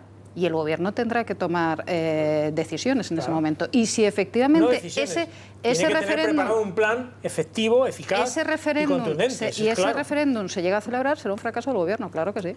Será un fracaso del gobierno, es decir, de haber adoptado una estrategia absolutamente errática. Tenemos que ir un momentín a publicidad. Dolores, luego te voy a preguntar porque mañana, fecha clave, reunión pleno del Parlamento catalán, en la cual tienen que decidir si se aprueba o no se aprueba la famosa ley del referéndum. Mañana hay Consejo de Ministros extraordinario. En el orden del día del Parlamento catalán no va.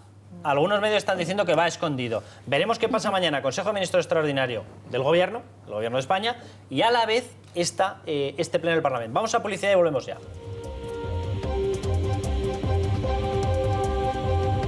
¿Cuál es el rumbo del PSOE? Si tiene que ser nación, nación. Es responsabilidad colectiva de los venezolanos el sobredimensionamiento que se le da en España, portada tras portada, a la crisis en Venezuela. Si salieran las cuentas entre PSOE y Podemos hubiera habido acuerdo, pero vamos, la misma noche electoral. Hoy, Eligio Hernández, un histórico del PSOE, analiza la deriva de su partido en Al Día el Debate.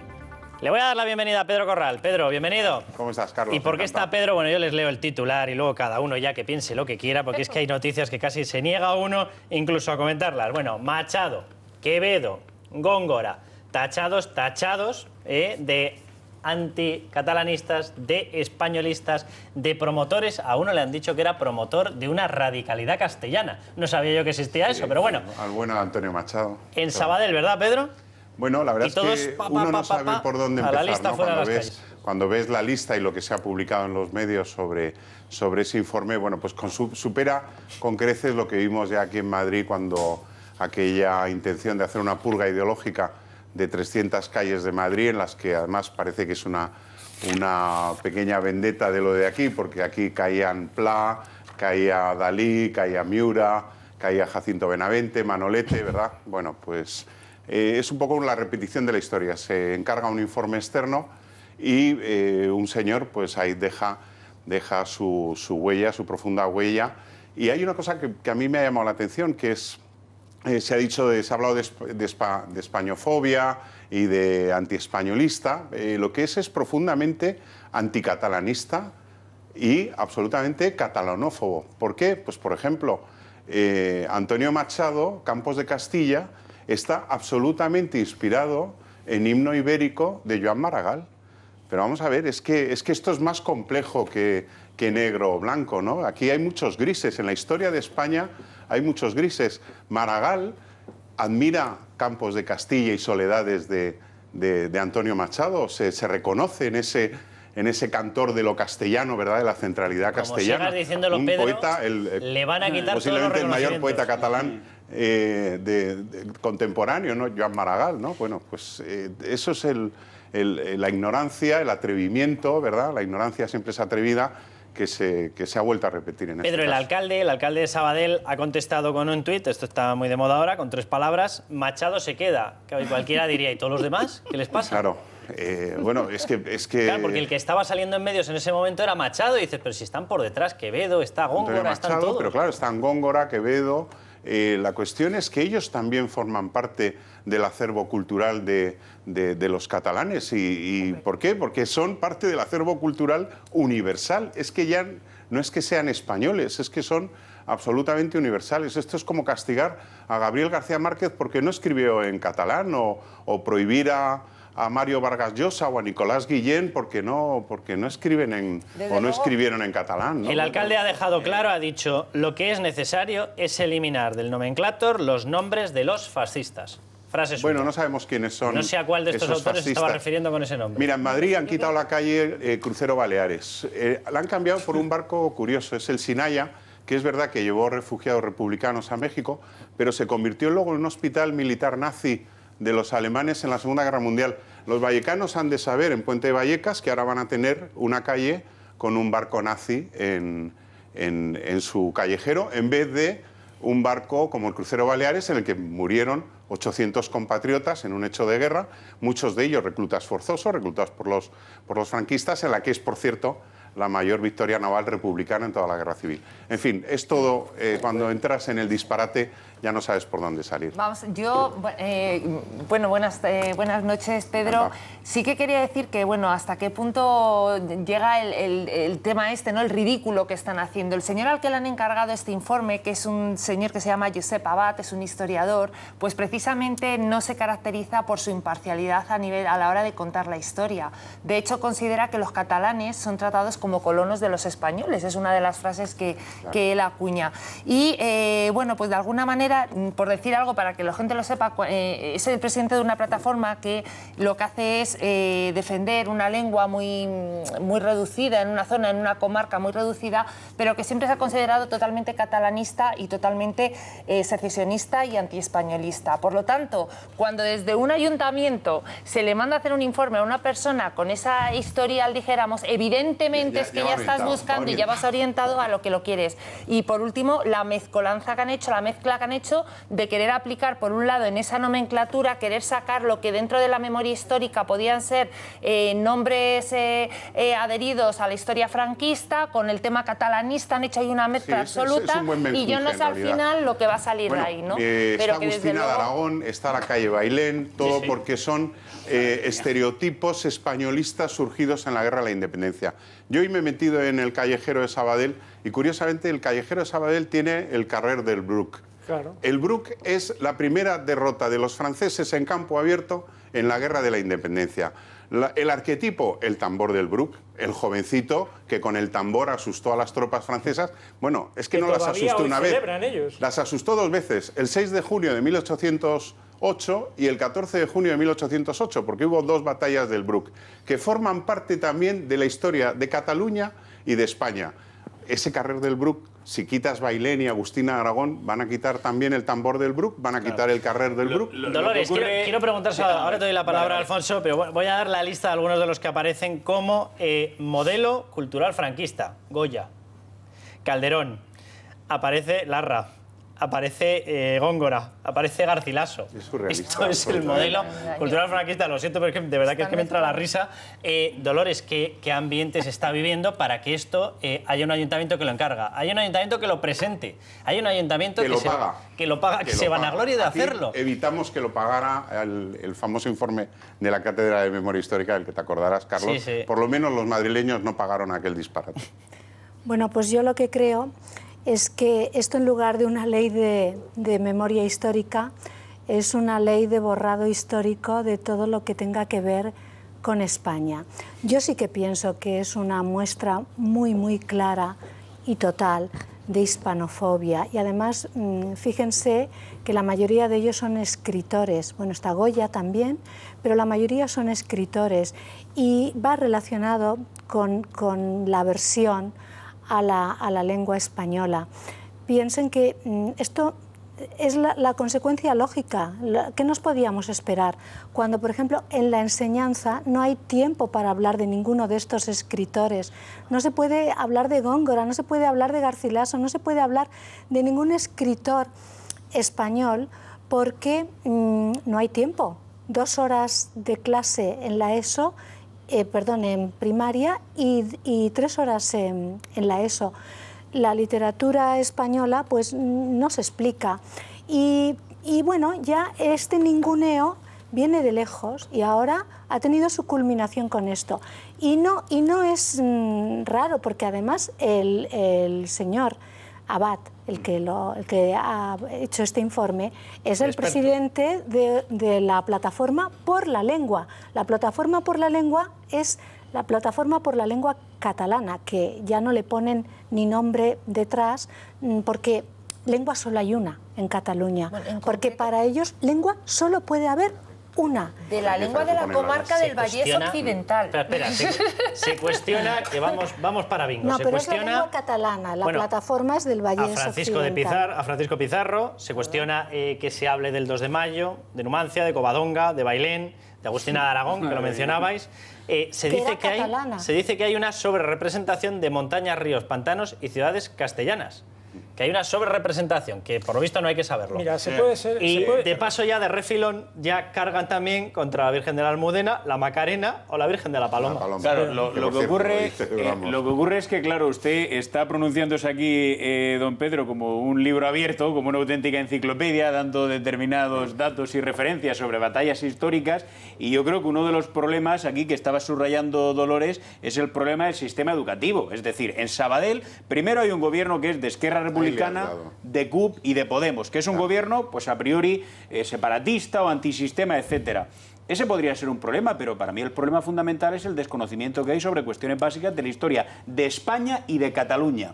En el caso de estos autores que son considerados franquistas o españolistas o como quiera llamárseles, Quevedo, Garcilaso, etcétera, pues claro, el problema previo es que hace unos años, si uno mira por el espejo retrovisor, resulta que en Cataluña, lo digo con todos los respetos para Maripau Janer, pero claro, no puede ser que a un alumno de bachiller que va a hacer la selectividad, etcétera, se le quite de leer a Garcilaso, a Góngora o a Quevedo, o a Lope de Vega, y se le ponga a leer a Maripau Janer, que me parece muy bien que se lea a esta novelista contemporánea. Pero claro, no podemos eliminar lo anterior.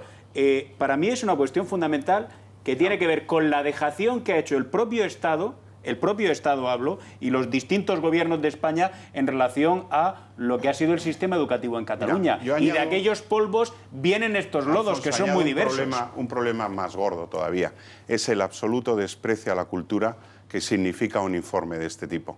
La cultura, si no la pasas por el tamiz de la propaganda, no te sirve.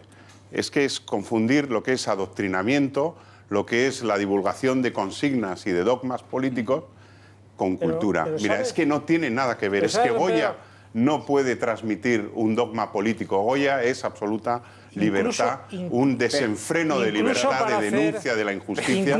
Pero lo primero es estudiar a Goya y luego ya uno manifestarse en distintos ámbitos. Pero lo que hay es un absoluto desprecio a Goya. Cuando a Goya lo encasillas en una etiqueta, le estampas la etiqueta de españolista y te olvidas de todo lo demás, lo que estás es absolutamente repudiando lo que significa el valor de la cultura todavía en nuestro tiempo. Se puede ser nacionalista, se puede ser independentista, se puede ser lo que se quiera. Y tú puedes intentar hacer la propaganda que quieras, y si te sale, pues qué bien. Lo que no puede ser es imbécil. Y despreciar a Góngora, decir que Goya tiene algo que ver con el franquismo o que Quevedo es anticatalán. Quevedo es anti todo. Quevedo es anti todo. Es que Quevedo debería estar prohibido, deberíamos quemar los libros de Quevedo porque es anti todo. Bendito Francisco de Quevedo. Lo que revela, don Pedro, es que revuelve, que detrás te saca. No solo hay un nacionalista o un independentista rutilante, no. Lo que hay es un profundo ignorante, y quienes promueven esto caen en la ignorancia más absoluta o revela la ignorancia más absoluta. Y esto es lo que realmente a mí me parece que es que cuando ellos se ponen en ridículo de esta manera,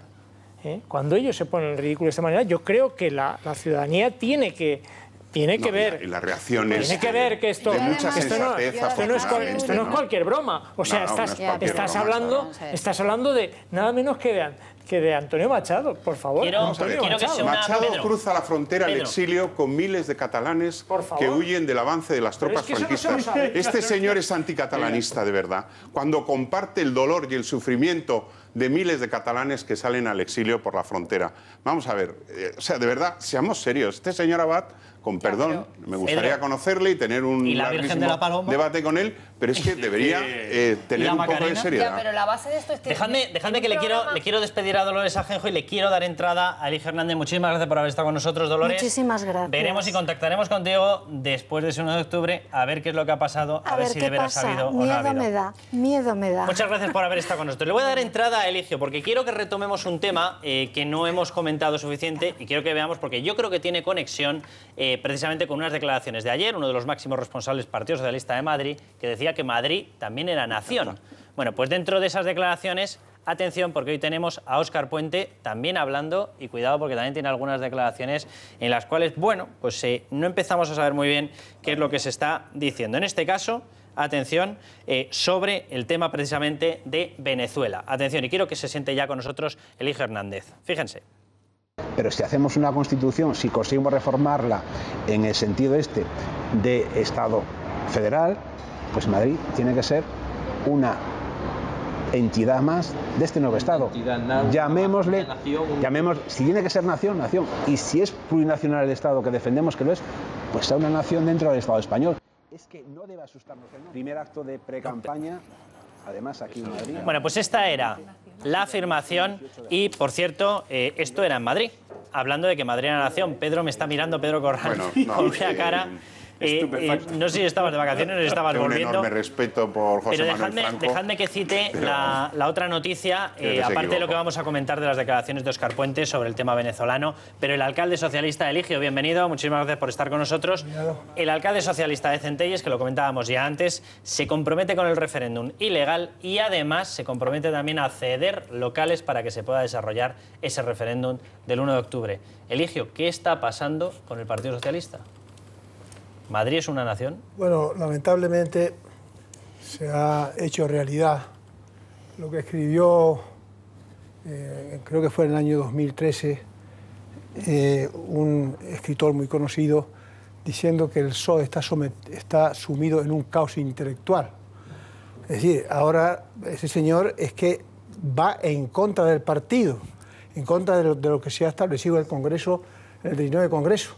Pero desgraciadamente se da pie a muchos socialistas a que mantengan posiciones ambiguas por haber introducido un error, en mi opinión, gravísimo, que es el concepto de plurinacionalidad. Para mí, sinceramente, uno de los errores más graves que ha cometido el PSOE en su historia, de consecuencias que pueden ser dramáticas. Ojalá me equivoque, naturalmente. Y claro, cualquier socialista, por su cuenta, pues legaliza el referéndum. Alguien lo ha llamado ya el butifarrendo, ¿no? Porque la butifarrendo, porque el referéndum ya se ha llegado a una situación en Cataluña tan esperpéntica, se ha llegado a una situación en la que se han perdido todos los papeles, en la que se han metido en un laberinto del que no saben salir. Están desesperados, están deseando que Rajoy les eche algún salvavidas para ver cómo salen de este apuro y pues se da la circunstancia de que algunos socialistas se están ya incluso rebelando contra lo que se ha acordado de que no se apoya este referéndum. Atención al párrafo que se ha firmado dentro de este municipio. Dice: los socialistas se comprometen en este documento a colaborar con el resto de consistorios, la Generalitat y la Sindicatura Electoral, que por cierto hay que recordar que esa Sindicatura Electoral está creada por ellos y para ellos, está creada para este referéndum, es decir, estaría dentro de esos actos preparatorios prohibidos por el Tribunal Constitucional. Y dice: para la plena realización del referéndum. Asimismo, el texto incluye la participación activa en campañas para movilizar a la ciudadanía, ceder los espacios municipales, colocación de urnas y facilitar todo lo que sea necesario para poder votar. Es decir, la participación es plena, lo que acaba de anunciar un municipio del Partido Socialista. Sí, yo le recordaría, perdón, le recordaría a ese alcalde socialista que, ojalá me equivoque, si este proceso no termina con responsabilidades penales, pero si terminara, el señor sería cooperador necesario. Deja ver si lo entiende. Ya podría preguntarlo por lo menos. Es decir, que la gente está jugando con fuego. Está jugando con fuego. Porque, como ahora he leído hoy en el avión, que la CUP es la que está dominando el... Sí. Bueno, alguien dice... De hecho, mañana se habla de que en el orden del día quien podría colar posiblemente la ley de referéndum, porque no está en el orden del día, se ha camuflado, sería la CUP. Inmediatamente va a recurrir el gobierno. Ya el Consejo de Estado ha dicho que la modificación del reglamento es inconstitucional. Es un dictamen, además, muy bueno. Y, si la CUP es la que está conduciendo el autobús de la independencia, pues no me extrañaría nada que tengamos algún alzamiento público y tumultuario. Y yo estoy en la obligación de decir que el alzamiento público y tumultuario que puede provocar la CUP, inducido por los dirigentes catalanes para declarar la independencia unilateral, se llama rebelión. Estamos hablando ya de palabras mayores. Quiero recordar, déjame que recuerde, Eligio, que Eligio, aparte de ser un histórico del Partido Socialista, ha sido fiscal general, ha sido juez de instrucción, has pasado prácticamente por todos los cargos judiciales. Por eso hablo del tema porque es que hay una ignorancia tremenda de cuál puede ser el proceso si termina con responsabilidades penales. Claro, yo no creo que haya alzamiento público y tumultuario, pero después de conocer que la CUP está dirigiendo este esperpento, todo puede pasar. Y yo tengo que recordar que la rebelión para declarar la dependencia unilateral está castigada para los inductores con penas de 15 a 30 años. Claro. Espero que luego el gobierno de España no cometa el error del gobierno del Frente Popular, que indultó a la Generalitat, que fue condenada a 30 años de reclusión por los sucesos del 6 de octubre del 34. Espero que eso no pase más. A mí, don Eligio, me gustaría precisamente recabar su opinión acreditada como jurista, ¿no? Ya ha dicho usted bastante en pocas palabras. Pero nos estamos encontrando en mitad de agosto con una situación en la que el gobierno de España está diciendo no va a haber referéndum ilegal y está diciendo el día 2 de octubre ya nos sentaremos y haremos una serie de cuestiones, etc. Y sin embargo la opinión pública está diciendo, no es que sea yo portavoz de la opinión pública, pero me parece que está a flor de piel el sentimiento. Pero ¿cómo se va a parar el 1 de octubre? ¿Qué es lo que se va a hacer antes del 1 de octubre? Y yo le pregunto, desde un punto de vista estrictamente jurídico, más allá de que el gobierno tenga la obligación de que no se pongan las urnas físicamente el día 1, pero de este día de agosto en el que estamos hasta el 1 de octubre, jurídicamente, ¿qué instrumentos puede aplicar el Estado de Derecho para evitar que eso se lleve a cabo? A mí me parece, es la pregunta que a mí me hubiese gustado que me hicieran en este programa. Si lo hubiese sabido antes. Estaba ensayada. No, ya por eso lo digo por si acaso. Claro, hay una pasividad del gobierno. Algunos, como Tortosa, catedrático de Economía y historiador, con mucha ironía dice que Rajoy es laico y hace como Franco. Franco le preguntaron un día a un periodista norteamericano, oiga, ¿es verdad que España es muy complicada de gobernar? No, en absoluto.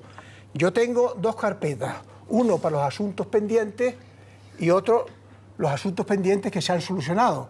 Me remito a pasar de una carpeta a la otra. Es decir, el tiempo lo soluciona. Es verdad que se están echando la soga en el cuello. Y es verdad, como ha dicho algún socialista, creo que Cristina Narbona, que efectivamente, aunque voten, esa votación no va a tener ningún tipo de efectos jurídicos porque no será reconocida ni por la ONU. Pero eso es un error. Y contesto la pregunta ahora.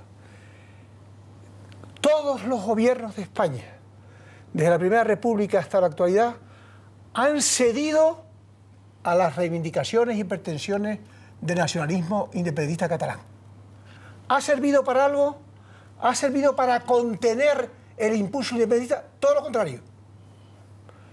Y por eso mi postura, ya la he dicho públicamente, pero además en este caso me acompaña Alfonso Guerra, creo que hay que aplicar inmediatamente el artículo 155 de la Constitución y creo que es una irresponsabilidad no hacerlo. Sí, bueno, y yo me pregunto... No entiende quizá, don Eligio, no, yo quiero decir una cosa, ¿no entiende usted quizá que cuando no se aplica ese artículo o esa medida es porque el remedio pueda ser peor que la enfermedad? Al final, este referéndum, si no se celebra porque el gobierno logra pararlo... ¿Cómo logra pararlo? Pues antes lo comentábamos, don Eligio. Organizar un referéndum requiere una logística contra la que se puede intervenir con relativa facilidad, déjeme que se lo diga. Eso es una forma de aplicar el 155, no es nada fácil organizar un referéndum si tú tienes un gobierno en contra que tiene los instrumentos para poder desmantelar toda esa logística. Decíamos urnas, censo, espacios, guardias de seguridad, en fin, todo esto. Esa es esa aplicación. Bien, entonces, le pregunto, ¿entiende usted que como poco lo que están intentando hacer quienes están promoviendo este referéndum, no es tanto que la gente vote, que saben, creo yo, que saben que no van a votar, como provocar la reacción de la calle y llevar al límite esa reacción, digamos, en contra de una sobreactuación del gobierno? Yo sé que hay partidarios de no aplicar el 155, yo digo mi opinión y estoy convencido de ello. Pero es una opinión sobre el papel, puede que tenga usted razón, pero... razona igual que Juan Negrín, ¿no? Un científico humanista. Ella ha dicho algo, es que si hay una actuación del gobierno para impedir materialmente que las urnas se lleven al lugar correspondiente, que los locales se abran, etcétera, se está aplicando el 155 de la Constitución materialmente. Es decir, lo único que no se le pondrá ese nombre para no asustar. Es que eso es lo que... Pero mi experiencia de estudiar desde que tengo 18 años y tengo 70 el tema de Cataluña, porque fue mi preocupación académica, es que los gobiernos democráticos tienen que ser fuertes para no tener que ser violentos. La debilidad, a lo mejor, lo que hace es que va a provocar. Porque si la CUP aprovecha la debilidad y arma el follón en la calle y se alza pública y tumultuariamente y quiere hacer valer la declaración de independencia, ya entramos en responsabilidades penales. Eso es absolutamente... Y además, por no haber evitado... hay que definir fortaleza. Hay que definir fortaleza. Es aplicar un instrumento que está en el artículo 37 de la Ley Fundamental de Bonn, con una particularidad. Nuestro artículo tiene dos supuestos de hecho. Uno, el incumplimiento de las leyes del país, de la Constitución, y otro, el atentado a los intereses generales de España. La Ley Fundamental de Bonn solo basta el incumplimiento de las leyes. Por tanto, ese precepto no se inventó por el legislador español del 78, estaba ya recogido por la Ley Fundamental de Bonn, un país federal, por cierto. Entonces, si está ahí, ¿por qué tanto miedo a aplicar la ley? Habéis mencionado... Eso me lo sé yo muy bien, María, como juez. No, usted no tome esa decisión porque es peor el remedio que la enfermedad. Puede serlo. Bueno, pero mi experiencia es que quien tiene la obligación de gestionar... que cuando no se pone remedio, la enfermedad no se cura. Bueno, habéis mencionado, María, una posibilidad, una hipótesis que hoy ha sonado. El PDeCAT ha filtrado que tiene el temor de que la CUP, independientemente de cuál sea el resultado, al día siguiente haga una declaración unilateral de independencia. Pero yo no sé hasta qué punto puede tener... No, yo tampoco. Lo digo porque las filtraciones que han llegado del PDeCAT. A mí me preocupa, por supuesto, eso, porque ya ha ocurrido. Y segundo, porque la CUP además ha dicho, se ha manifestado públicamente, una cosa que a mí me pone los pelos de punta, que el final del proceso no va a ser pacífico, ¿no? Esto viniendo de la CUP y viendo todo lo que está ocurriendo, pues es más que preocupante. Lo que pasa es que yo creo que tenemos la España que nos merecemos, ¿eh? Y con la clase política que nos merecemos, sinceramente. Es decir, en la aplicación del artículo 155, yo decía antes, ¿no? En la reforma constitucional del año 2015 lo que se hace es efectivamente que sea el Constitucional el que aplique ese artículo 155. De alguna manera se produjo una dejación de funciones voluntaria por parte del Gobierno que admitía que si esta situación se daba iba a ser a través del Constitucional donde se iban a frenar. Es decir, tenemos un Gobierno que reconoce que no tiene la autoridad para intervenir en una situación en la que una comunidad autónoma pues está fuera por completo de sus obligaciones constitucionales, ¿no? Como es el caso en concreto de Cataluña. Y luego tenemos un Partido Socialista que el primer día que Pedro Sánchez es reelegido llama a Mariano Rajoy y le dice nos vas a tener al lado. En la siguiente visita que tiene le dice que lo del artículo 155 nada de nada. La tercera aparición pública es el tema de la plurinacionalidad. La cuarta aparición pública es cuando dice que hay que crear una subcomisión para reformar la Constitución, y la quinta es ya todos los alcaldes del PSC que dicen que se pueden sumar a ese referéndum. Entonces, quiero decir, vamos a ver, es que España es muy complicada. Es que yo no sé, es que tenemos la clase política, tenemos la España que nos merecemos. Al final es normal que ni en eso ni en casi nada, ¿no? Al final es normal que en un país en el que los dos partidos de Estado han hecho dejación de funciones clarísimamente, pues cualquier sutileza o cualquier diferencia de carácter regional, ya sea lo que sea, pues nos sirva para crear una nacionalidad. Como su deber y aplicar las leyes, porque no creo, perdón. El Gobierno tiene mayoría en el Senado, pero tiene a todo el resto de grupos políticos, en contra de la aplicación del 155. Pero es que da casualidad que lo que le hace falta es la mayoría en el Senado. Se lo dejó muy claro Pedro Sánchez en su primer... No sé. Pero, yo lo que sé es que Pedro Sánchez dijo que usted no puede aplicar el 155. Aclarar nada más lo siguiente. Tiene mayoría en el Senado.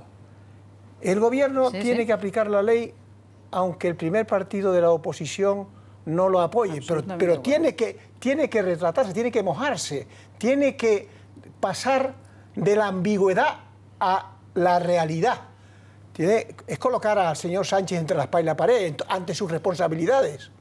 Por consiguiente, yo creo que las normas están para cumplirlas. Y el no cumplir la ley es un mal precedente.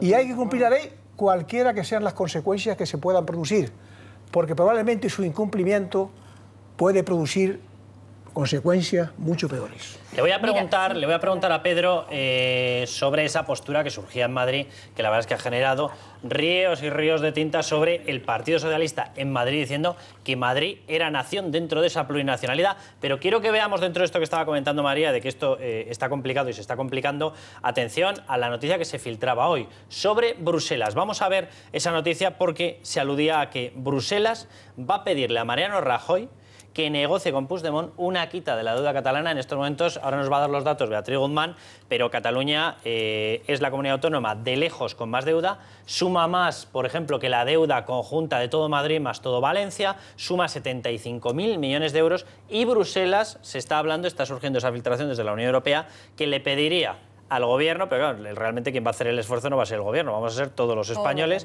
le pediría al Gobierno que le aplicase una quita de la deuda desbocada que tiene. Pedro, ¿cómo ha sentado aquí en Madrid esas declaraciones del señor Franco, del Partido Socialista de Madrid, diciendo que Madrid era una nación? Verdaderamente, si piensa uno que ya está solucionado, todo está en la panacea, ¿no? Que Madrid sea una nación parece que es la panacea para la solución de todos nuestros problemas. Lo que hemos comentado es la sorpresa de que el socialismo del siglo XXI lo que está trayendo es el nacionalismo del siglo XIX. Parece chocante, ¿verdad?, que la única solución para los problemas del siglo XXI del Partido Socialista sea apostar por el viejo nacionalismo del siglo XIX, ¿no? Aquí, viva Cartagena, que decía alguien en Twitter, ¿no? Es verdad, ya nos falta solo el cantonalismo, el decir, oye, soy nación, yo quiero además anexionarme ser Estado de Estados Unidos de América, como hizo Cartagena en 1873. En fin, un disparate completo. Yo lo que único quería matizar es una expresión de Eligio. Sí, lo del gobierno débil. Yo creo que un gobierno que tiene la ley de su parte no puede ser débil. Estoy de acuerdo. Tú hablas, es verdad, de que tiene que actuar ya, de que tiene que tomar ya medidas, pero la fortaleza que ahora mismo tiene el gobierno, que nos representa a todos los españoles y que puede concitar además el apoyo, como lo ha concitado del Partido Socialista, del principal partido de la oposición, para ser fuertes y confiados y seguros de que con la ley de nuestra parte, aplicando o haciendo aplicar la ley, ya estamos demostrando fortaleza y no debilidad. Yo creo que ese es un mensaje importante. Allá el señor que el 1 de octubre cualquier funcionario o cualquier mozo de escuadra que se ose o plantee un desafío personal de yo sí voy a incumplir la ley, ¿no? Ojo con lo que eso puede acarrear. Dejadme que veamos, Eva. Ahora os devuelvo la palabra a Pedro. Muchísimas gracias por estar con nosotros, pero quiero que Beatriz Guzmán nos muestre cómo sería o cómo podría ser, Beatriz, esa quita. Porque, bueno, danos los datos de cómo está en estos momentos, qué es lo que está pasando con esa deuda. Lo publicaba el periódico ABC, cómo crecía, cómo no crecía, por qué factores crecía la deuda catalana. Beatriz, cuéntanoslo. Pues sí, buenas noches, Carlos. Pues parece que el desafío independentista de Cataluña ha ido de la mano de un grave proceso de endeudamiento público. Y es que desde 2012, año en que cobró fuerza el órdago secesionista, y hasta 2017, hasta este mismo año, Cataluña se ha endeudado en más de 12 millones de euros al día. Pero mejor vamos a ver las cifras, si os parece. Y es que si tomamos los datos que nos ofrece el propio Banco de España, la deuda autonómica catalana se ha disparado hasta los 23 millones de euros en los últimos 5 años. ¿Qué significa esto? Bueno, pues supone que la deuda total acumulada en Cataluña ascienda nada más y nada menos que a más de 75 millones de euros, Carlos. Es decir, que la deuda en Cataluña es ahora mismo equivalente al pago del IRPF de todos los españoles durante un año, por hacer un símil, vamos.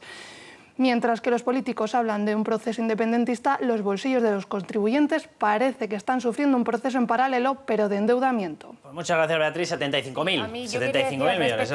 Es difícil de entender que además parte de esa mala gestión que ha llevado a cabo Cataluña y que responde precisamente a la deuda que tienen, también se han destinado precisamente muchos recursos nuestros, de todos los españoles, a pagar este tipo de procesos independentistas, a hacer propagandas nacionalistas, etcétera. A mí me gustaría preguntarle a Eligio una cosa. Yo, como militante de base que soy en el Partido Socialista, estoy absolutamente perdida. Yo puedo entender en un momento dado que se ponga sobre la mesa una comisión para reformar la Constitución, pero no solamente de cara a Cataluña. Posiblemente se nos haya quedado anticuada y haya que modificar determinadas cosas, porque ha cambiado mucho las circunstancias. Ahora bien, introducir el concepto de plurinacionalidad, cuando la nacionalidad jurídicamente hablando es hablar de un derecho de autodeterminación, yo no soy capaz de encajarlo en el discurso que ahora mismo tiene el Partido Socialista. Eva, entonces, pues, me gustaría preguntárselo. Antes de que conteste esa pregunta, y os voy a meter otra pregunta, otra cuestión, porque tengo la sensación de que Óscar Puentes del Partido Socialista se ha metido en otro jardín tremendo. Quiero que la veamos, vamos a ir un momentín a publicidad luego, pero quiero que la veamos porque quiero también que Eligio conteste a lo tuyo, Eva, más a esto. Atención a lo que ha dicho Óscar Puente, una de las personas con más protagonismo en estos momentos, sobre Venezuela, sobre lo que está ocurriendo en Venezuela. Les recuerdo, 620 presos políticos, cerca de 130 muertos solamente en el último mes. Atención a lo que ha dicho. Es responsabilidad colectiva de los venezolanos el sobredimensionamiento que se le da en España, portada tras portada, a la crisis en Venezuela. Nada más y nada menos. No sé muy bien cómo se sobredimensiona. Pues mira, eso no tiene absolutamente... O sea, 620 yo no presos comparto políticos. en absoluto, y me parece que hacer ese tipo de analogía y ese tipo de afirmaciones es totalmente desafortunado. Yo voy a abusar un poco de usted. 4 cositas nada más. Primero, si no se aplica el 155, dudo jurídicamente que el gobierno pueda dar órdenes a los mozos concretas para que no ocupen las urnas, para que no se ocupen tales locales, etcétera, etcétera. Tiene que haber una base que es que dar instrucciones, y lo que ampara la instrucción es el 155. Segundo, el no aplicar la ley y dejar que que no se celebre el referéndum y se vayan de rositas, quiere decir eso que empeora más la intensidad nacionalista. por algo que te oí antes muy importante, porque siguen dominando la educación. Y llevan 40 años odiando a España. Y seguirán educando contra España. Y ahora ya, porque, hombre, es que ahora si leen a Quevedo y a Machado, igual que les da un ataque de inteligencia, ¿no? Hoy daba, elige un dato, déjame sin más que lo apunte el diario El Mundo. En el año 96, encuestas sobre sentimiento independentista en Cataluña, 15%. ¿Y ahora? En estos momentos, 41%. Claro. Y cada vez más. Y a mi amigo, eso tiene una razón de ser. A mi amigo que tiene una relación conmigo, la familia Negrín, le diré lo siguiente. Ningún problema político se resuelve a golpe de sentencia de los tribunales.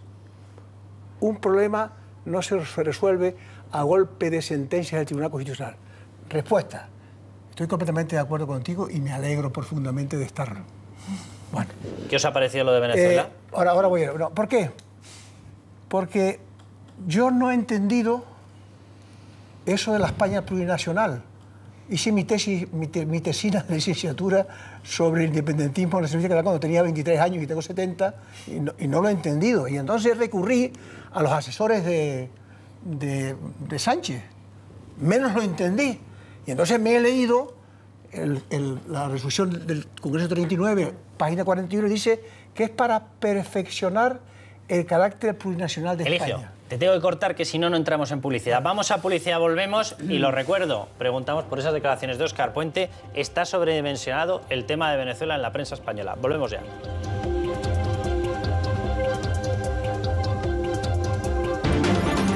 Óscar Puente, portavoz del Partido Socialista sobre Venezuela. Ahí lo tienen.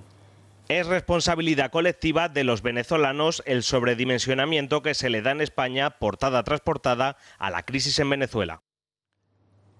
Ahí queda esa frase, posicionamiento que desde luego yo tengo la sensación de que no era el posicionamiento hasta este momento del Partido Socialista, ni muchísimo menos. Muchísimo menos, y nada más que tienes que ir a Felipe González y a... Claro, pero sobre todo que esto no es una cuestión, Carlos... Esto es el anterior, Partido Socialista de Felipe González. Pero esto es que no es una cuestión ni política ni ideológica, es una cuestión de humanidad. Es decir, el señor Puente, o los españoles nos hemos perdido la mitad de la película de lo que ha ocurrido en Venezuela, o resulta que allí lo que ha sucedido en las últimas semanas es que hay una oposición que ya no es oposición, que es disidencia, que ha sido vapuleada, que se ha sustituido un parlamento legítimamente elegido, que hay 126 muertos, personas que han sido asesinadas, que hay amenazas, que hay tortura sistemática. Conclusión, lo que hay ahora mismo en Venezuela es un régimen que está ejerciendo el terrorismo de Estado y que es una dictadura militar. Por lo tanto, y pregunta al señor Óscar Puente, ¿le parece que se sobredimensionan en España las condenas al terrorismo de Estado? Pues él que lo decida. A mí me parece que el terrorismo de Estado que está ejerciendo el régimen de Venezuela, y lo ejerza quien lo ejerza, por supuesto que tiene que ser llevado a las primeras páginas de los periódicos, de las emisoras de radio y de la televisión. Si a él le parece que no y que es una cuestión política e ideológica, a mí me parece una cuestión humana y de estar con las víctimas del terrorismo de Estado. Independientemente de los acontecimientos que se están produciendo en Venezuela y la deriva autoritaria es preocupante para toda la población venezolana, independientemente de eso, es que en Venezuela hay 150.000 españoles. No, más. Y en Venezuela hay muchos intereses, muchas empresas españolas. Hay muchas empresas españolas. Quiero decir, no, solo por eso a nosotros Venezuela nos importa. Y debemos de estar muy atentos, sobre todo ustedes los canarios. Venezuela casi los tienen más cerca que a veces que los de la península. Referencia porque esa pregunta, yo voy a ser muy breve para no abusar de ti. Nosotros consideramos a Venezuela la octava isla. Es que es raro el canario que no tenga familia allá. Precisamente el problema tremendo que tenemos ahora en Canarias es que estamos viviendo problemas humanos complicados. Yo tengo familia que ha pasado toda la vida en Venezuela trabajando después de haber salido de Canarias con lo puesto, que no están cobrando la pensión, porque si vienen a residir aquí no se la pagan. Eso es una tragedia tremenda. ¿Dónde van a trabajar a otra gente con la edad mía? Déjeme que termine años, ¿no? Dejadme que recuerde, Carmelo, simplemente un pequeño detalle. Óscar Puente está hablando, en el caso de Leopoldo López, de un compañero suyo. del Grupo Socialista, socialista. porque están dentro de la Internacional Socialista. Hombre, está ignorando. No creo que con esa declaración esté justificando nada de lo que está ocurriendo en Venezuela, ningún movimiento de los que está haciendo el gobierno venezolano. Lo que trata de decir, entiendo con poca fortuna, es que hay una sobreatención por Venezuela, tal vez, que ese sí que es un factor que ha provocado una mayor, digamos, focalización, el hecho de que haya un grupo político en España que haya tenido relaciones con Venezuela y con el gobierno, digamos, con el gobierno chavista, en el caso de Podemos, ¿no? Y eso sí que no cabe duda, eso es indiscutible, que le ha dado mucha tinta que correr y ha dado mucho que hablar. Pero a mí me parece que, en cualquier caso, toda la atención que le prestemos a Venezuela, a mí me preocupa lo que está pasando en Venezuela, no solo por ser un país que considero, de verdad, esto que se dice con mucho tópico, pero que para mí es realidad, yo lo considero un país hermano, porque hay familiares míos que han estado trabajando allí, en Venezuela, y personas a las que quiero que viven en Venezuela y que están viviendo una situación dramática. Entonces, hombre, yo creo que toda la atención que se le preste es poca, sinceramente, y que España tiene que tomar, además, una actitud, digamos, de liderazgo en el intento de buscar no solo soluciones a aquello, no solo intentar buscar la medida, en la medida que se pueda, mediar para que se resuelva ese conflicto y no haya un enfrentamiento civil, que ese es el gran temor que ahora se tiene, que se produzca un enfrentamiento civil. De hecho, de alguna manera se está produciendo. Y España tiene que tener un liderazgo allí. Pero os pido que vayamos un poco más allá. No, pero una cuestión. Lo digo porque algo ha tenido que mover a Óscar Puente a hacer estas declaraciones cuando no era el guión habitual del Partido Socialista. Y lo que os voy a preguntar es una cosa tan sencilla, si estas explicaciones tienen algo que ver con ese acercamiento a Podemos e intentar dulcificar el clima de opinión de Podemos. Hoy, casualmente, se filtraba una cuestión, y atención, a ver si podemos ver la noticia, la publicaba OK Diario. Podemos va a proponer cambiar la Constitución, pero atención, desde un debate de masas, no dirigido por los políticos, a través de una asamblea constituyente. Nos van sonando los términos. Lo que ha hecho Maduro, básicamente. Pues ese va a ser el nuevo guión de lo que ellos llaman construir social y políticamente un nuevo proyecto del país, porque el nuevo proceso poder constituyente no se puede basar, y dicen ellos literalmente, en una cuestión que sea decidida por unos políticos sentados en una mesa decidiendo. Hombre, esos políticos sentados son elegidos democráticamente, un pequeño detalle.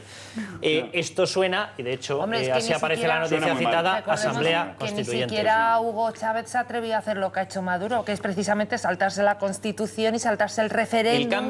La Constitución de Hugo Chávez. El cambio de posicionamiento. Que yo defendí públicamente. Eligio, el cambio de posicionamiento. Le reprocho que una Constitución que yo defendí públicamente en la universidad en Canarias, porque creía que era una buena Constitución, y fui de los muchos canarios que aplaudimos la venida de Chávez. Por eso no entendemos que ahora se recurra a una constituyente para echar abajo una Constitución que fue una Constitución proyectada, elaborada y dirigida por Chávez. Y fue una buena Constitución. Traicionando y todo porque no ganó las elecciones. Pero yo quiero aprovechar, aprovechar algo que se ha dicho aquí esta noche, muy importante. No había tenido oportunidad de hacerlo. Creo que el gobierno de España debe hacer algo, debe hacer algunas gestiones, debe entablar relaciones y negociaciones, porque en este momento hay más de 20.000 canarios en Santa Cruz de Tenerife que no perciben su pensión. Hay un drama tremendo. Y porque el gobierno de España intervenga... Vamos a ver... vamos a ver.